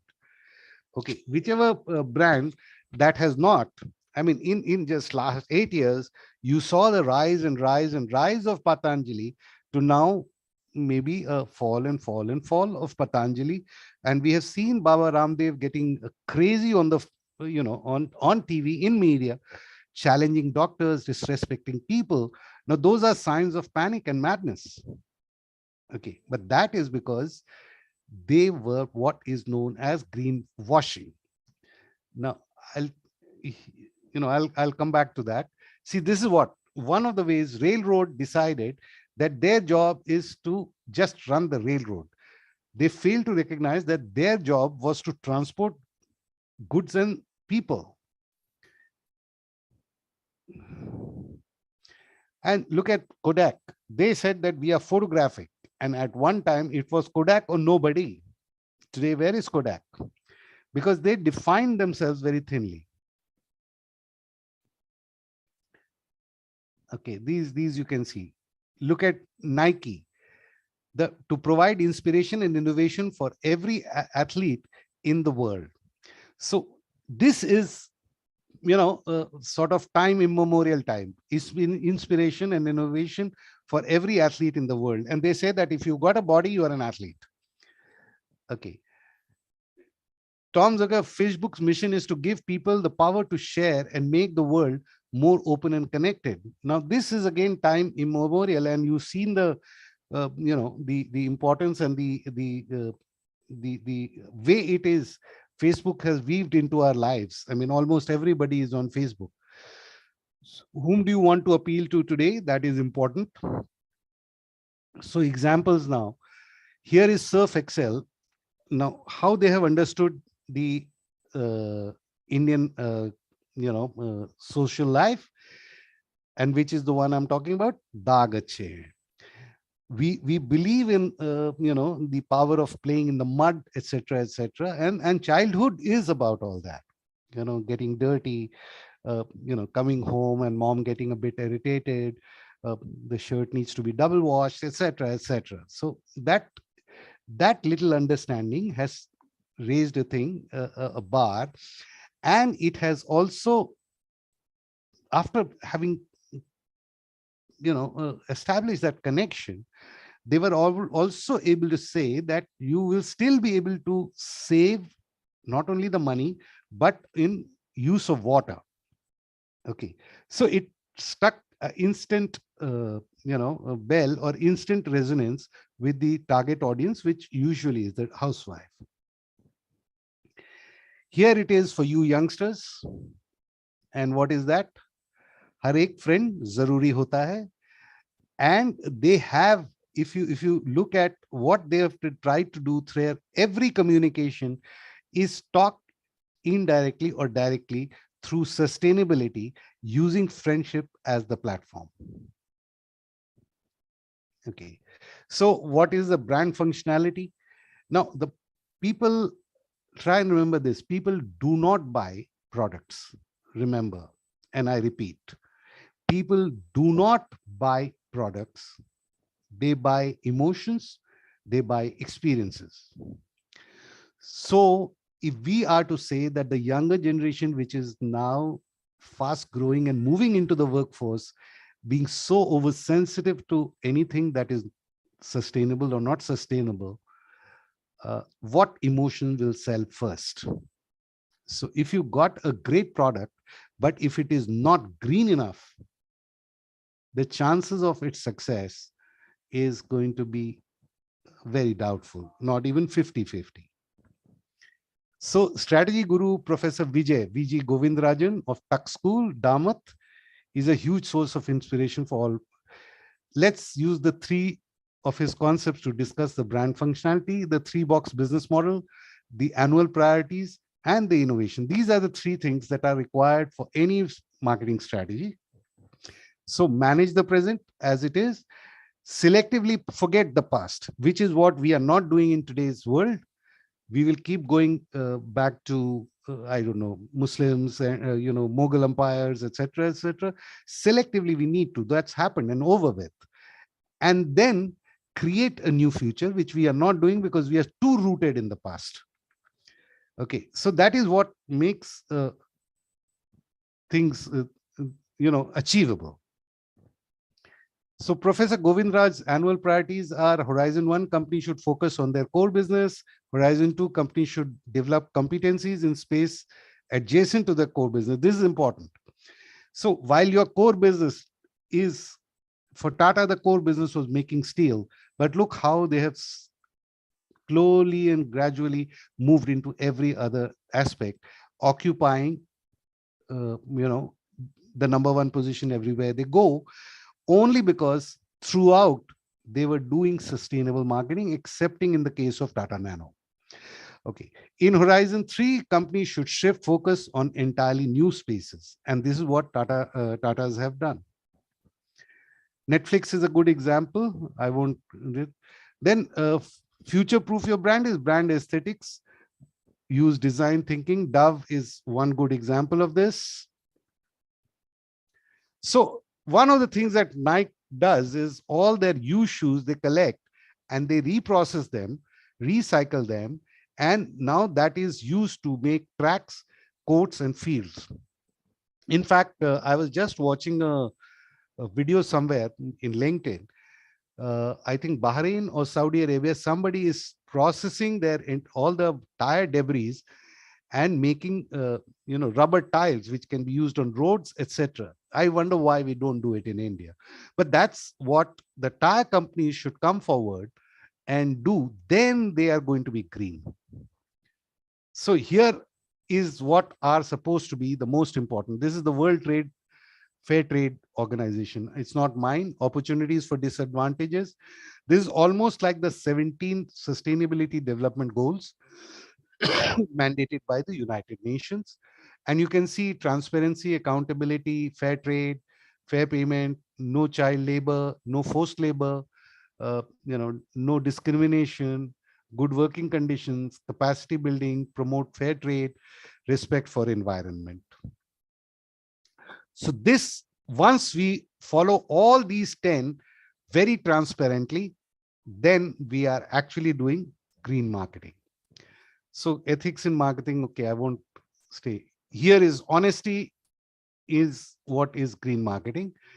So great brands stand for something, have a point of difference, a reason for being greater than functional purpose, build emotional connection, which in today's time is empathy, or stepping into the customer's shoes and the society. Consumers' attitude towards climate change and green is 100% of Gen Z, that is the youngsters, the student crowd, believe that climate change is for real. 91% of Gen Y believe climate change is real, and 65% of that believe it is caused by us human beings. 60% do not want to pay more than extra 10% for green, but then the important thing that they are even willing to pay up to 10%, which means that companies who can really engage in green marketing will end up with a revenue 10% more than what they are doing now. So these are insights. Making environment marketing claims are not true, or are stretching the truth, is what is called greenwashing. Just like when your wall becomes dirty, or what do? We just whitewash them. So because green stands for something pure, something natural, mother nature and all. So in business term, this is what is known as greenwashing. And you have n number of examples of greenwashing. So how do I know your company is environmentally friendly? The wordings, the typeface, the picture of nature in the brochure. That's about all. And we see most of the builders in even in the market in Pune greenwashing us all. Okay, and we buy it, and that's not a good practice. That is something unethical and something that will soon be taken up somewhere in the government. You see, governments normally first want you to volunteer yourself, but if you don't, then things come, which is what we saw in the cigarette industry. Here is an example of greenwashing. Look at the green leaves coming out of that, and the mother and child being happy. Well, this is greenwashing. You cannot be talking about this kind of thing, unless it is really true, but it is never true. This is another thing. What Saab is one of the top end cars in Europe, at least. It's there all over the world. So part of their, in their entire range, a few of them was very green, and therefore they just started advertising that their entire range is green. and that is greenwashing. That is not true. So here are the 7 sins. Hidden trade-off, suggesting it is green based on narrow set of attributes. For example, recycled paper. Just using recycled paper does not mean things are green. Lack of proof. Okay. This is the second one, is what we saw in the case of Coronel. Okay. Vague claims. For example, all natural, but could be uranium, arsenic, etc., etc. Green batteries, for instance, green lead acid batteries that are claimed, that cannot be true. Irrelevant claim. CFC, fridges say CFC free. The lesser of the two evil. Organic cigarettes. A cigarette is a cigarette. So there are organic cigarettes, but that does not mean that they are safe. Outright lies, okay, in energy, and then eulogizing false certification labels. Now, today, there are some reputed agencies which give you these green certificates, but there are a lot of fraud agencies too, which happens every which way. And these are the problem words: green, eco, environmentally friendly, environmentally safe, energy efficient, recyclable, carbon neutral, renewable, green energy. Whenever you read these words, whenever a customer reads these words, it is something that needs to be probed a bit more before you believe it. So going forward, companies embrace transparency. This is the way it would be. The companies will have to be very transparent. Consumers will now drive the brand, not the brand managers. Shifting conversation from output to inputs. Today, the customer wants to know what is it that has gone into manufacture of that product before they even buy it. Consumers invested in the total resource consumption of a product. This is important. Companies that have involved the consumers in the entire value chain, which means not only how the raw materials are sourced, but how the final product after use is disposed of. If the companies can assist, they tend to be favored, more favored. Okay, individual, okay, that is all right. Supply chain transparency. Now, these are some of the things that I think I have. So the key takeaways, the essence of green marketing is that company position their brands as an active figure in an environmental or societal issue. Okay, it can humanize your brand message and create another reason why customers should choose it over the competition, but it must not underestimate the commitment needed to participate in the sustainable initiative. Green marketing, sustainable marketing are not just buzzwords or hot topics. They are programs dedicated to reducing carbon emission, increasing recyclable material, and improving prospects for the next generation. Is the company, through its brand, willing to put its money where its mouth is? So this is what I would like to say. If there are any questions, I would like to answer them. But it is important. I mean, I know I took you all through a very long. Hello, am I audible?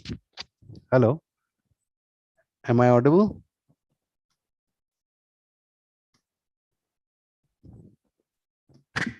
Hello. Yes, sir. Yeah. You are. Yeah. So I don't know why my camera isn't working. Are there any questions? You're free Yeah. to ask. So I just want to know, but only one thing I would like to say before that. Please be conscious of the fact that marketing is not just about selling. And whether you want to study or marketing or not, you are marketing from the day you were born. Let me tell you how. The moment you felt hungry when you were just born, what did you do? You started crying at the top of your voice. That was the proposition that you were making to your mother. When you grew, you sulked, you made sounds, you persisted, you were already selling or marketing your need.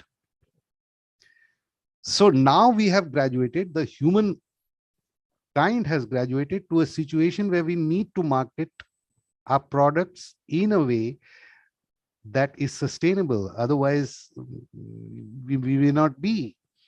If you don't have customers to buy, then where do we sell? So that is why green marketing is something which we have to be very, very conscious of, and wherever we are working, we have to try and, we have to try and somehow cajole that company into getting into this. Yes, any questions, I'll be very happy to. Thank you, Smita Santoki. Thank you very much. Questions as of now? Yes. I thank you from bottom of my heart for taking time from your busy schedule to be the guest speaker at our conference. Your presence and wise words help magnify our cause in the best possible way. Thank you so much, sir, for being with us. Thank you. I would like to be, excused because I have another conference to address.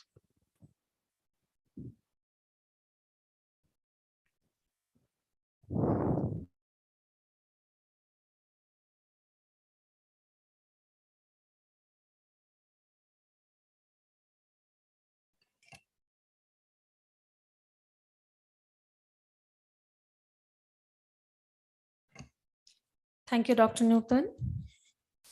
To address the final session of our international conference, we have with us today Dr. Radhika Bode.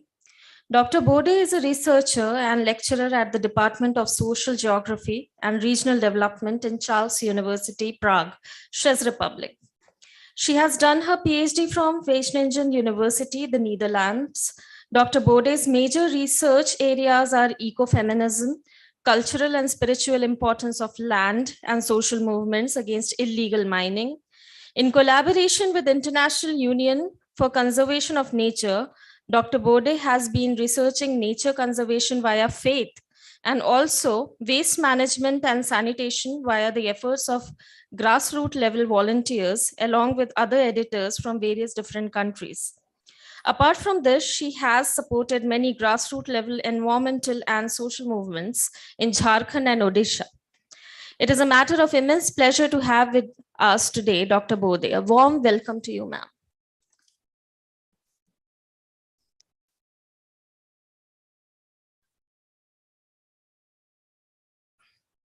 Thank you so I request much. the technical team to unmute Radhika, ma'am. She is already online. Thank you so much for the very generous introduction. I'm very happy to be with you all today. Pune is a place that I call one of my homes. It's a place where I've spent a lot of time in. And I think my talk is particularly apt for students who are studying in Pune because I think there is so much that you can explore around Pune. From the perspective of this talk. So let me share my screen, and I would like to just share some photographs and then just talk around what the photographs are signifying. Yeah, I don't want to burden you with too much text in my presentation.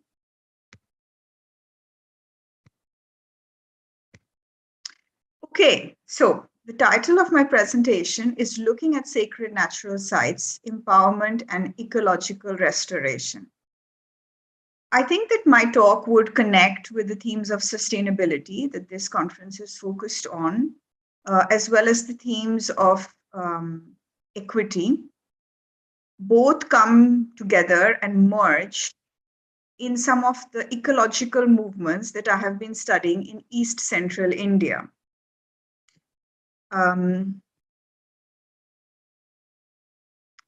For most of you, this would not be something new. Map of India and Jharkhand and Odisha's position on the map, just to put it in front of you to kind of orient you geographically. I have the map here. So I've been studying ecological movements in Jharkhand and Odisha, looking at how local communities venerate sacred natural sites. In many cases, the people who are most involved in this veneration are Adivasi women or tribal women or indigenous women. Sacred natural sites are also present in Maharashtra, not far from Pune. So it's something that is of relevance across the whole of India. And I believe it's of relevance beyond just in relation to what these movements and these sacred natural sites do for these communities. Let me just show you a picture of the landscape in Jharkhand. It so happened that I was doing research in Jharkhand in 2020 when there was a very strict lockdown, which all of us in India experienced. When the lockdown eased slightly, I was reminded how lucky I was to be able to have the possibility to spend time in nature and basically get rejuvenated. This is just a picture of me exploring the landscape in Jharkhand in 2020 when the lockdown had somewhat eased. And I was reminded that there were a lot of people who weren't as lucky as I was, and people who were living in cities who may not have not just the possibility, but the knowledge that this is something that they could do, or the awareness that this is going to benefit them in many ways.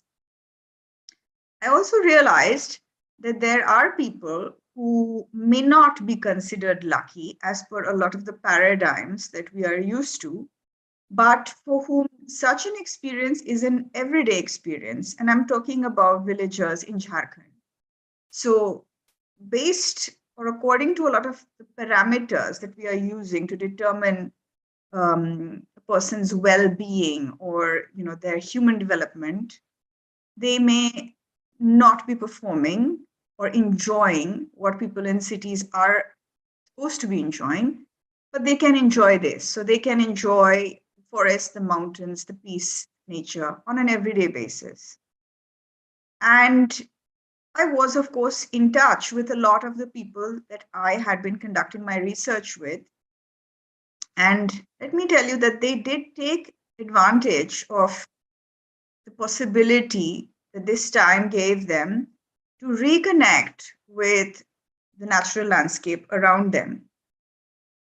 Now, a few more pictures just to kind of orient all of you.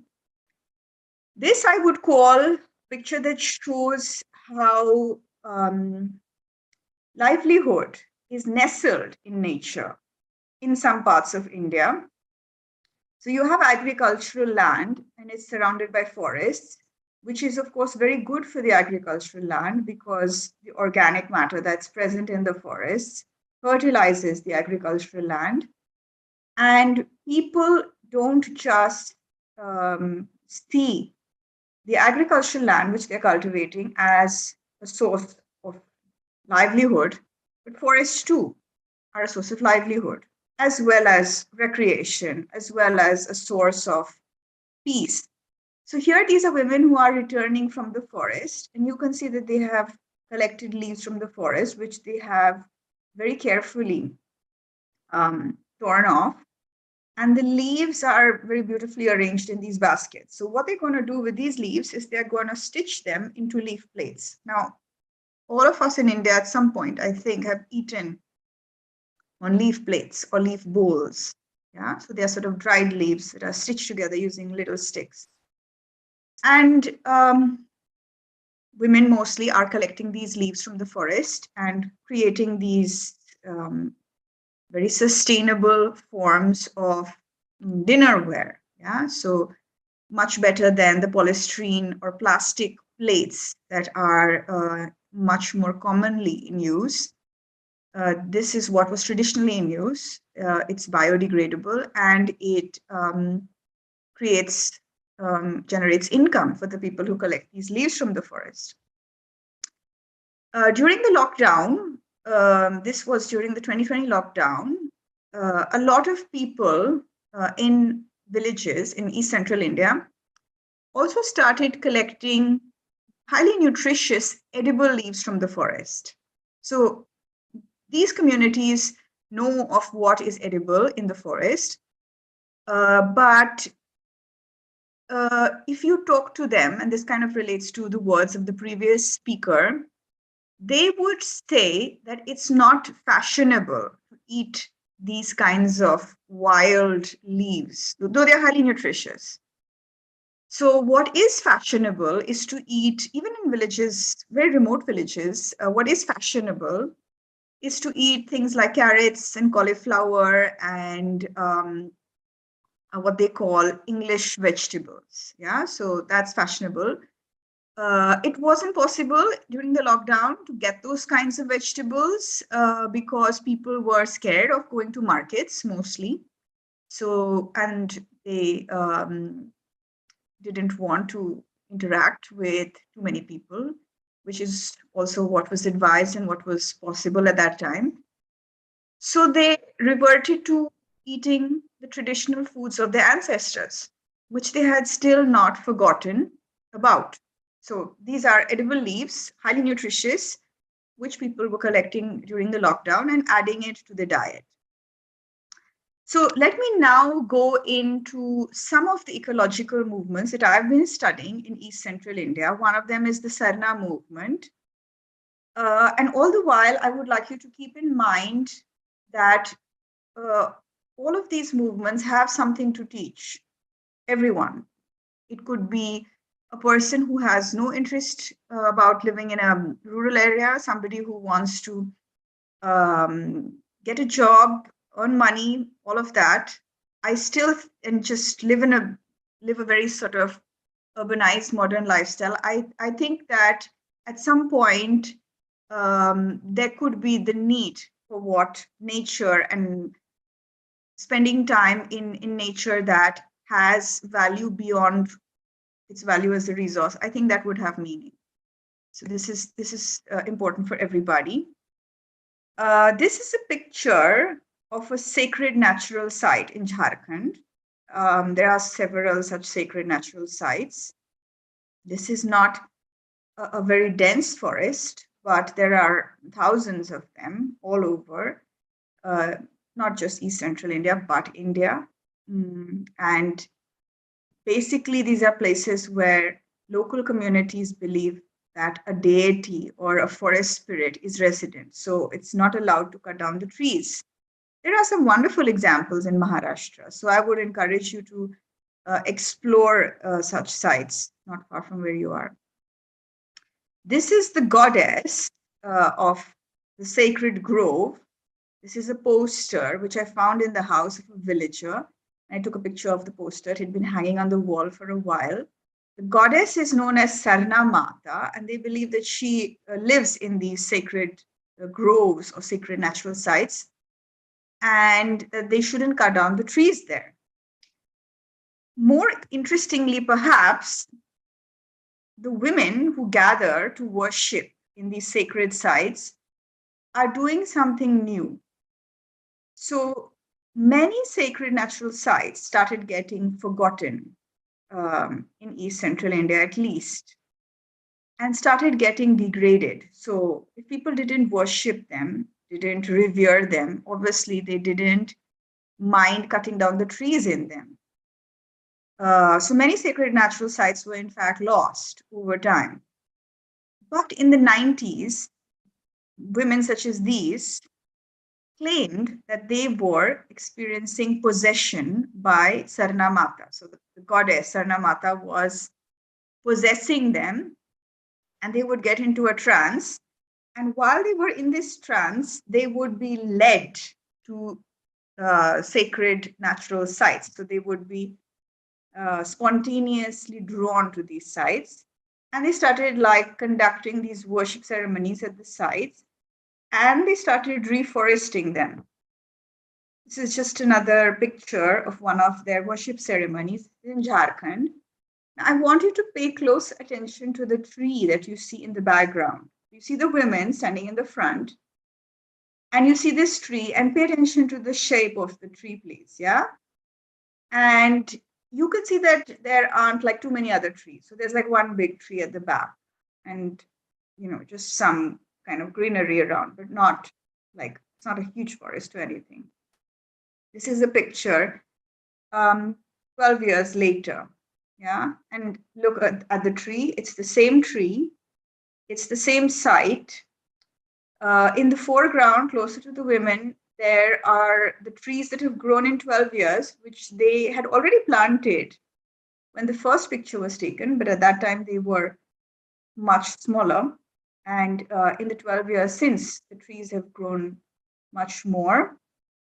What has also happened, if you can look carefully, is that urbanization has started encroaching. So you see there's a house behind the tree, and there is a wall, which the women got built by collecting money. So they would, or each one of them would bring a small amount of money, and they basically cordoned off these sites because they knew that if they didn't do that, then they would just be developed, for housing and things like that. So this is just an example of what people are doing on a small scale, but there are many examples of such acts on a small scale. So that leads to, or that cumulatively adds up to something that's on a big scale. And they're doing this in East Central India. And what is very nice about these worship ceremonies is that they are held every Thursday. These are tribal women, Adivasi women. They come to the sacred groves every Thursday, and they do some sort of, they have a ceremony, but they also have the time to talk to each other and to discuss their problems. In many cases, this kind of gathering of women has resulted in cases of domestic violence being stopped. So the women talk to each other about the fact that maybe their husbands are getting drunk and beating them, and then maybe like 20 or 30 of them would go to the house, to that particular woman's house, and shame the husband. So this is a way for women to kind of reach out to each other and get help from each other, for them to show solidarity and collectively problem solve. In many cases, they have also collected money and engaged in some sort of rural development or supported each other in other ways. So it's a sort of context for a lot of things to happen, for ecological restoration to happen, as you can see when you look at the difference between these two pictures, and for women's empowerment to happen as well. And all of this is happening. What I find very interesting is it's happening more or less spontaneously. So it's not as if there's like an NGO involved or any kind of development organization involved. They're just people who are doing this because for some reason this is what has happened. I find that very interesting. Just some more pictures of, this is a bigger ceremony. This is the annual festival of Sarhol. So there are priests here and the bigger ceremony. This is another picture of a sacred grove ceremony. This is more recent. You can see that with time, the participation of men has increased.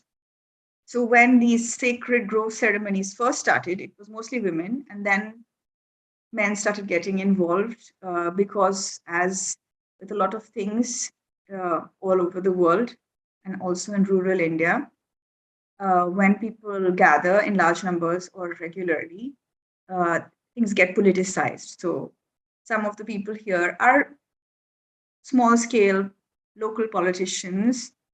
One of them is a priest. So it kind of shows that, the movement is, let's say, gaining more legitimacy in the eyes of those who already have power. But it still allows women to have this space where they show solidarity and gather together. This is just a photograph which shows how politicized this movement has become. So this has resulted in tribals and Adivasis all over India claiming that their religion should be recognized, that it should be recognized officially by the government. And what is interesting for me is that there are a lot of ecological articulations in this claim.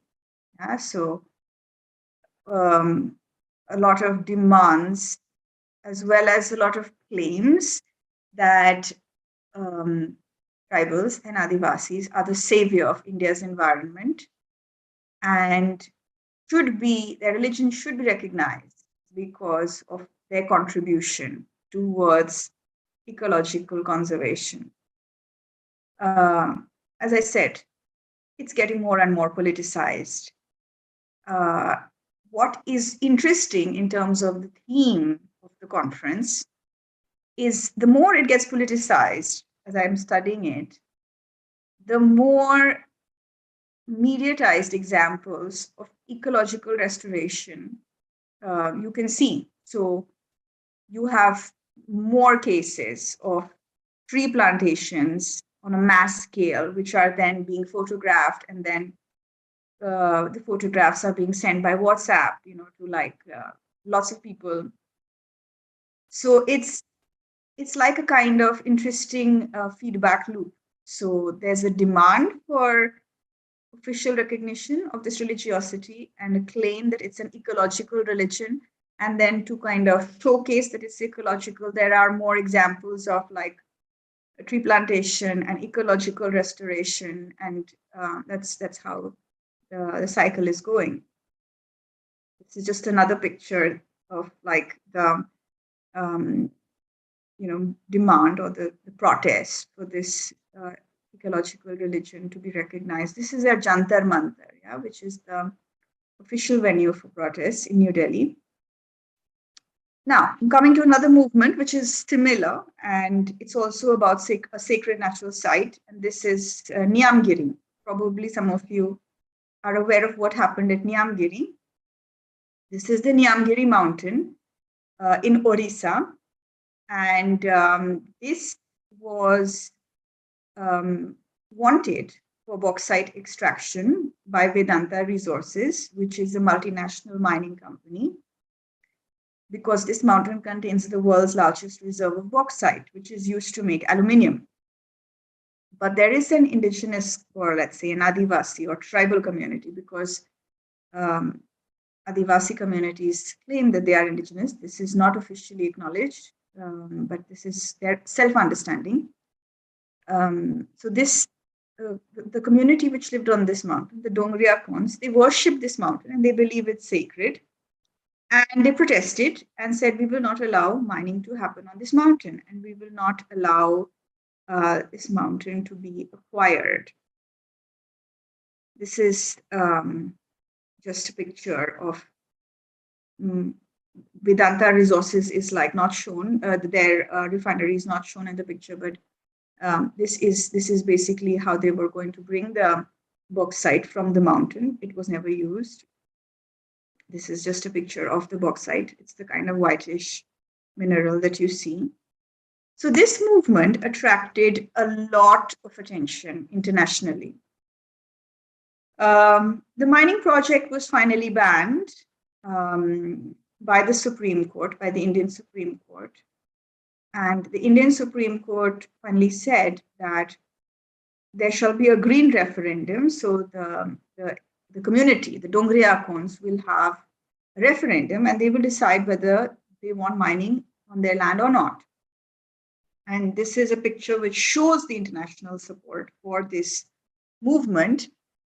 There's an organization called Survival International, which works on cases of indigenous communities and their land rights and ecological conservation in relation to indigenous communities. And they compared the Dongriya Khons with the Avatar tribe. So you've probably seen the film Avatar, right? And it's about a tribe which worships a planet which is also supposed to be mined. So they made that comparison and it was highly effective. Another example of a sacred natural site which has newly become a place that people are getting very interested in Jharkhand.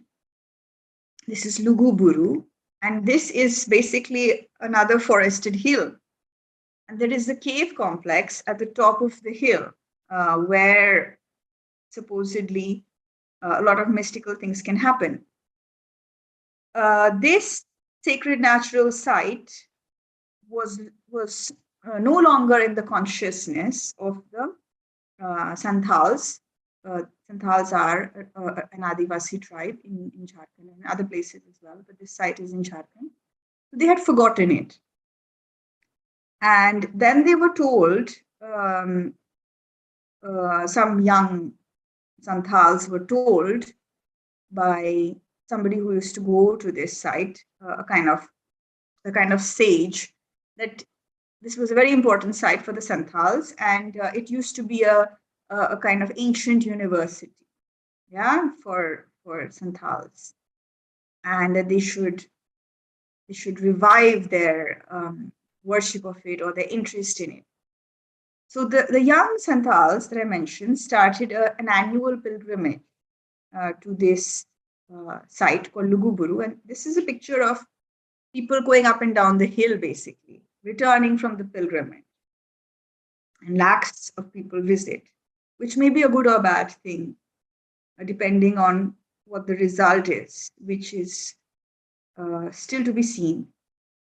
So, as I said, lakhs of people visit, and this is a picture of people queuing up on top of this forested hill, waiting to enter the sacred cave complex, yeah, which is what people are interested in visiting at Luguburu.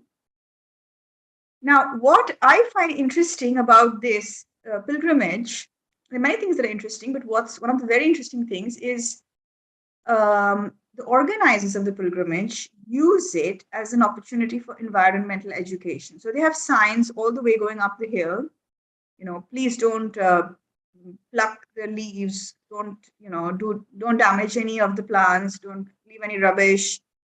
It's a sacred site, and it's also like, our religion, or let's say like this site is all about ecology. So I find this very interesting because it's a kind of like drawing on an existing cultural resource, because the people visiting here are tribals, they are Adivasis. So it's drawing on these ideas of ecology, which are present within this culture, within this community, and then kind of reinforcing it in a modern way. So having these signs, in nature that are imparting some sort of environmental education, that's a modern thing. But it kind of draws from the existing cultural resources that are present within the community. It's just a picture of the worship inside the cave. So that is, I think, it for the pictures. Yeah. Now, what I would like to emphasize in the context of the conference's theme, which is sustainability and equity, is, first of all, there are a lot of communities in India that have ideas of sustainability, which don't need to be necessarily taught to them.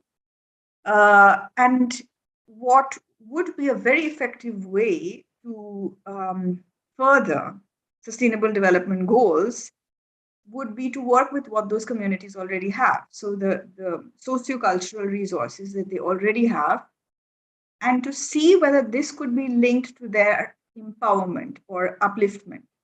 So that's kind of like reaching for two goals at the same time.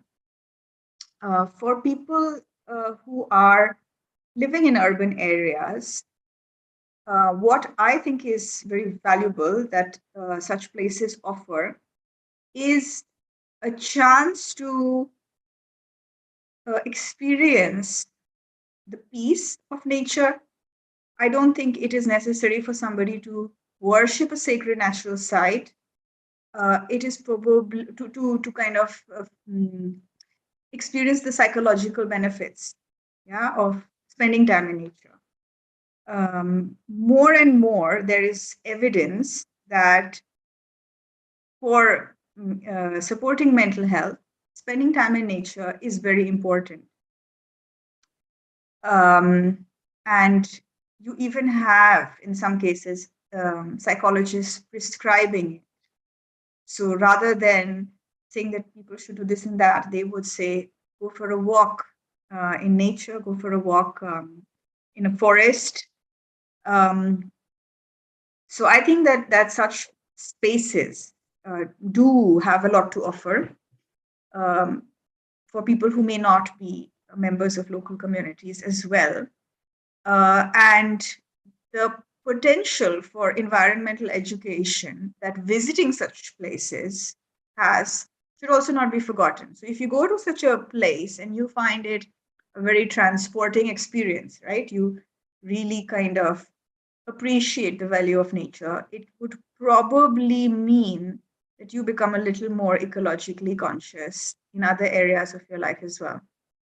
So I don't want to not have time for comments or questions, so I'm going to stop now.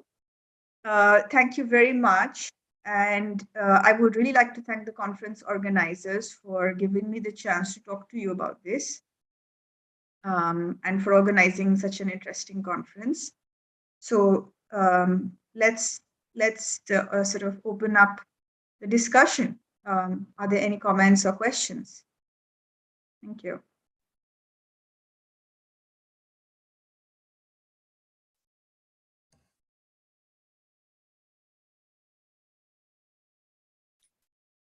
Anybody has any questions?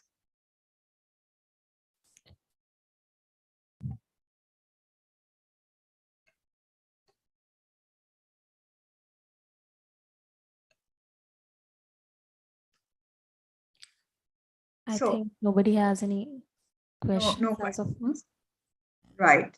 So you are most welcome to get in touch with me if you ask the conference organizers. They will share my contact details, and yeah, you can always get in touch and ask questions later. Sure, Dr. Radhika, we will forward any questions that we receive regarding the entire discussion that happened. And we would like to thank you for the incredible insights that you have provided with respect to the tribal life and their challenges. You are about to start your work at the University of Leeds very soon. We wish you all the very best for the new start, new beginning. Thank you. Thank you, Doctor.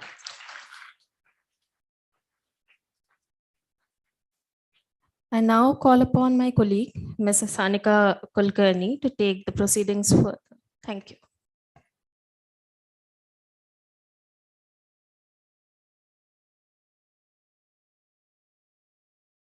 Before we move on, just a small announcement. Our technical track sessions, which will be parallel, will begin at 2:30 p.m. sharp. The Google Meet links are being shared right now on the Zoom session. Please note that. There is an NGO called Palvi who wants to share a small clip related to their work, and I would like to call the representative on the stage with us.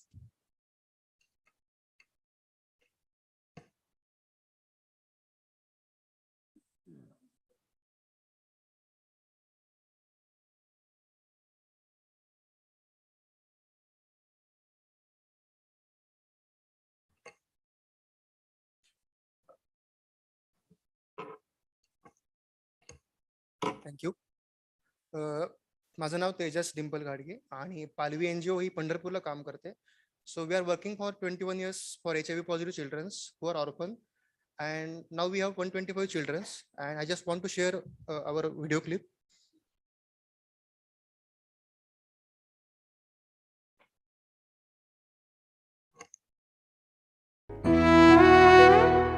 मैं मंगल सबसे ज़्यादा HIV positive बच्चों की माँ हूँ. 2001 में मैं और मेरी बेटी डिम्पल नज़दीक के गांव में प्रबोधन करने के लिए गए थे, और वहाँ 2 बच्चे जहाँ जानवर छोड़े जाते हैं या संभालते हैं, उनके पास से 2 बच्चे छोड़ दिए गए थे.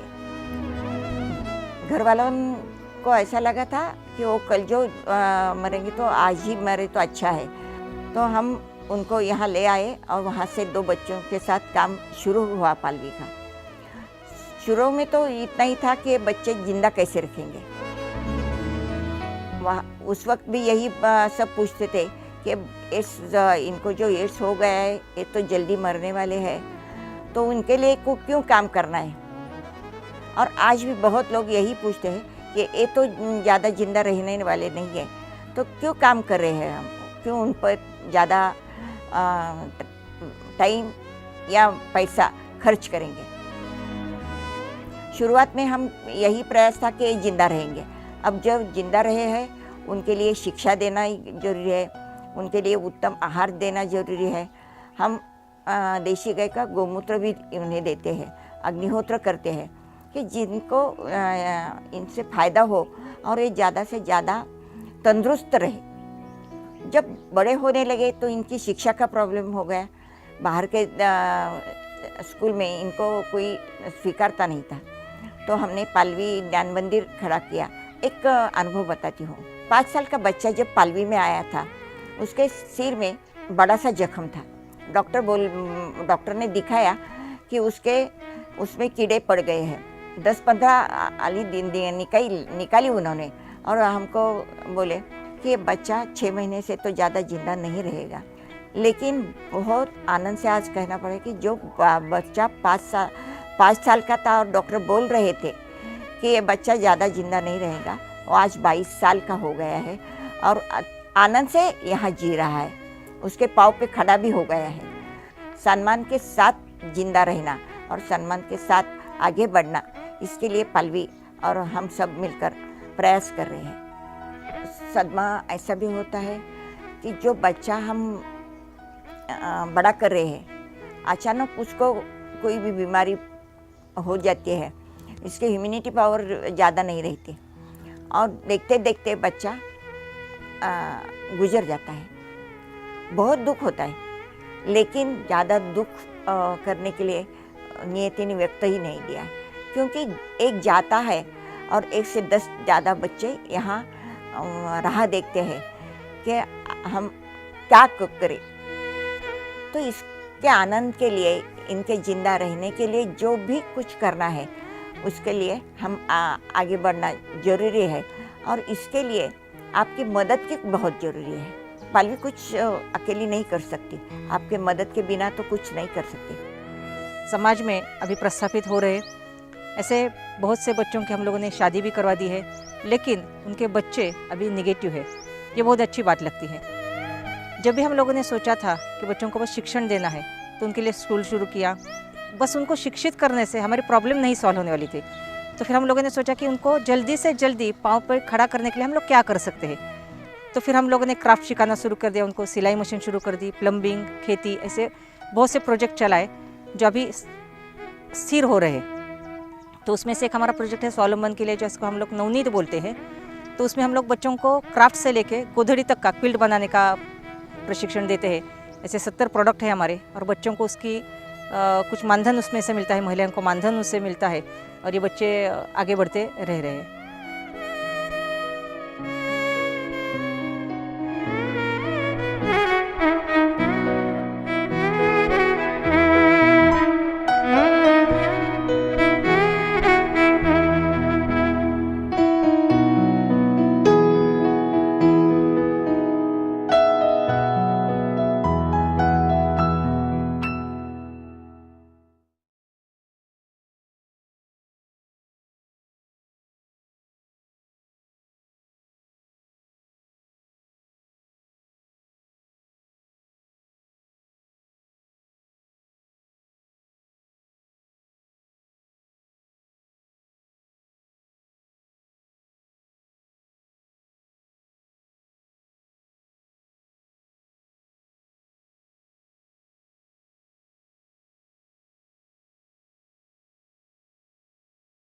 जॉब कर किंवा कधी कुठेतरी पैसे कमव, तर त्यासाठी मग हा एक जो आम्ही बाहेर स्टॉल मांडलेला आहे, तो वस्तू सगळ्या त्या मुलांनी बनवलेल्या आहेत, की जिथे पालवीची मुलं आणि महिला, ज्या HIV पॉझिटिव्ह महिला पण या समाजामध्ये आपल्या आहेत, तर अशा महिलांसाठी आपण तो एक स्वयंरोजगार द्यायचा त्यांना प्रयत्न करत आहोत, की या वस्तू विकून त्यांच्या हाताला थोडंसं काम मिळेल आणि प्लस मुलांना एक स्वतःचा आत्मनिर्भर हे मिळेल, की बाबा मी काही वस्तू बनवतो आहे आणि त्याचा समाज किती स्वीकारतो आहे.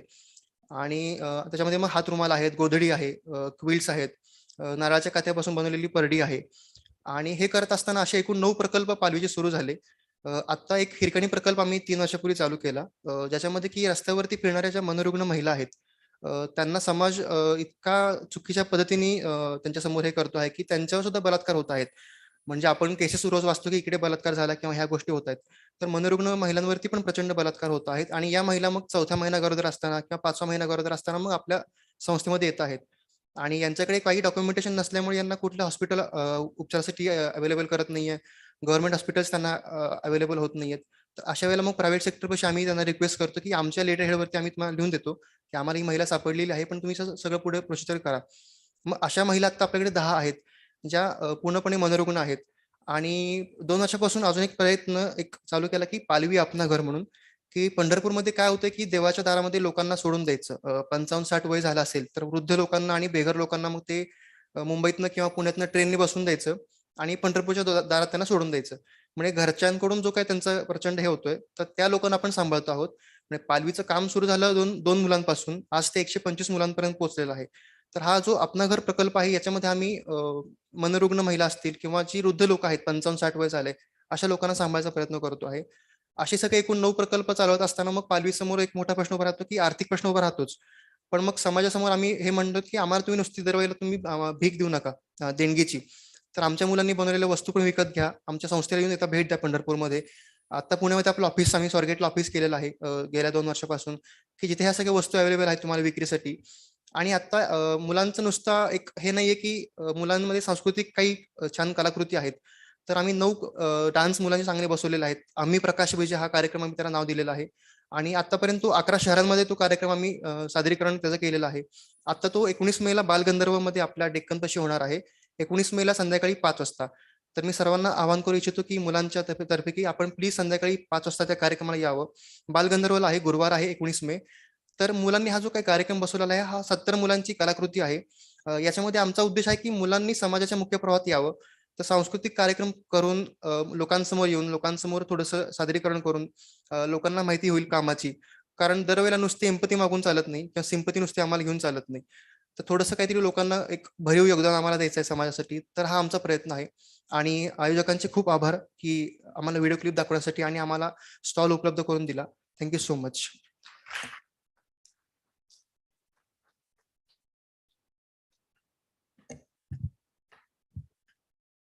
I urge everyone to do visit the cultural program organized by Palvi and also to visit the exhibitions outside the auditorium.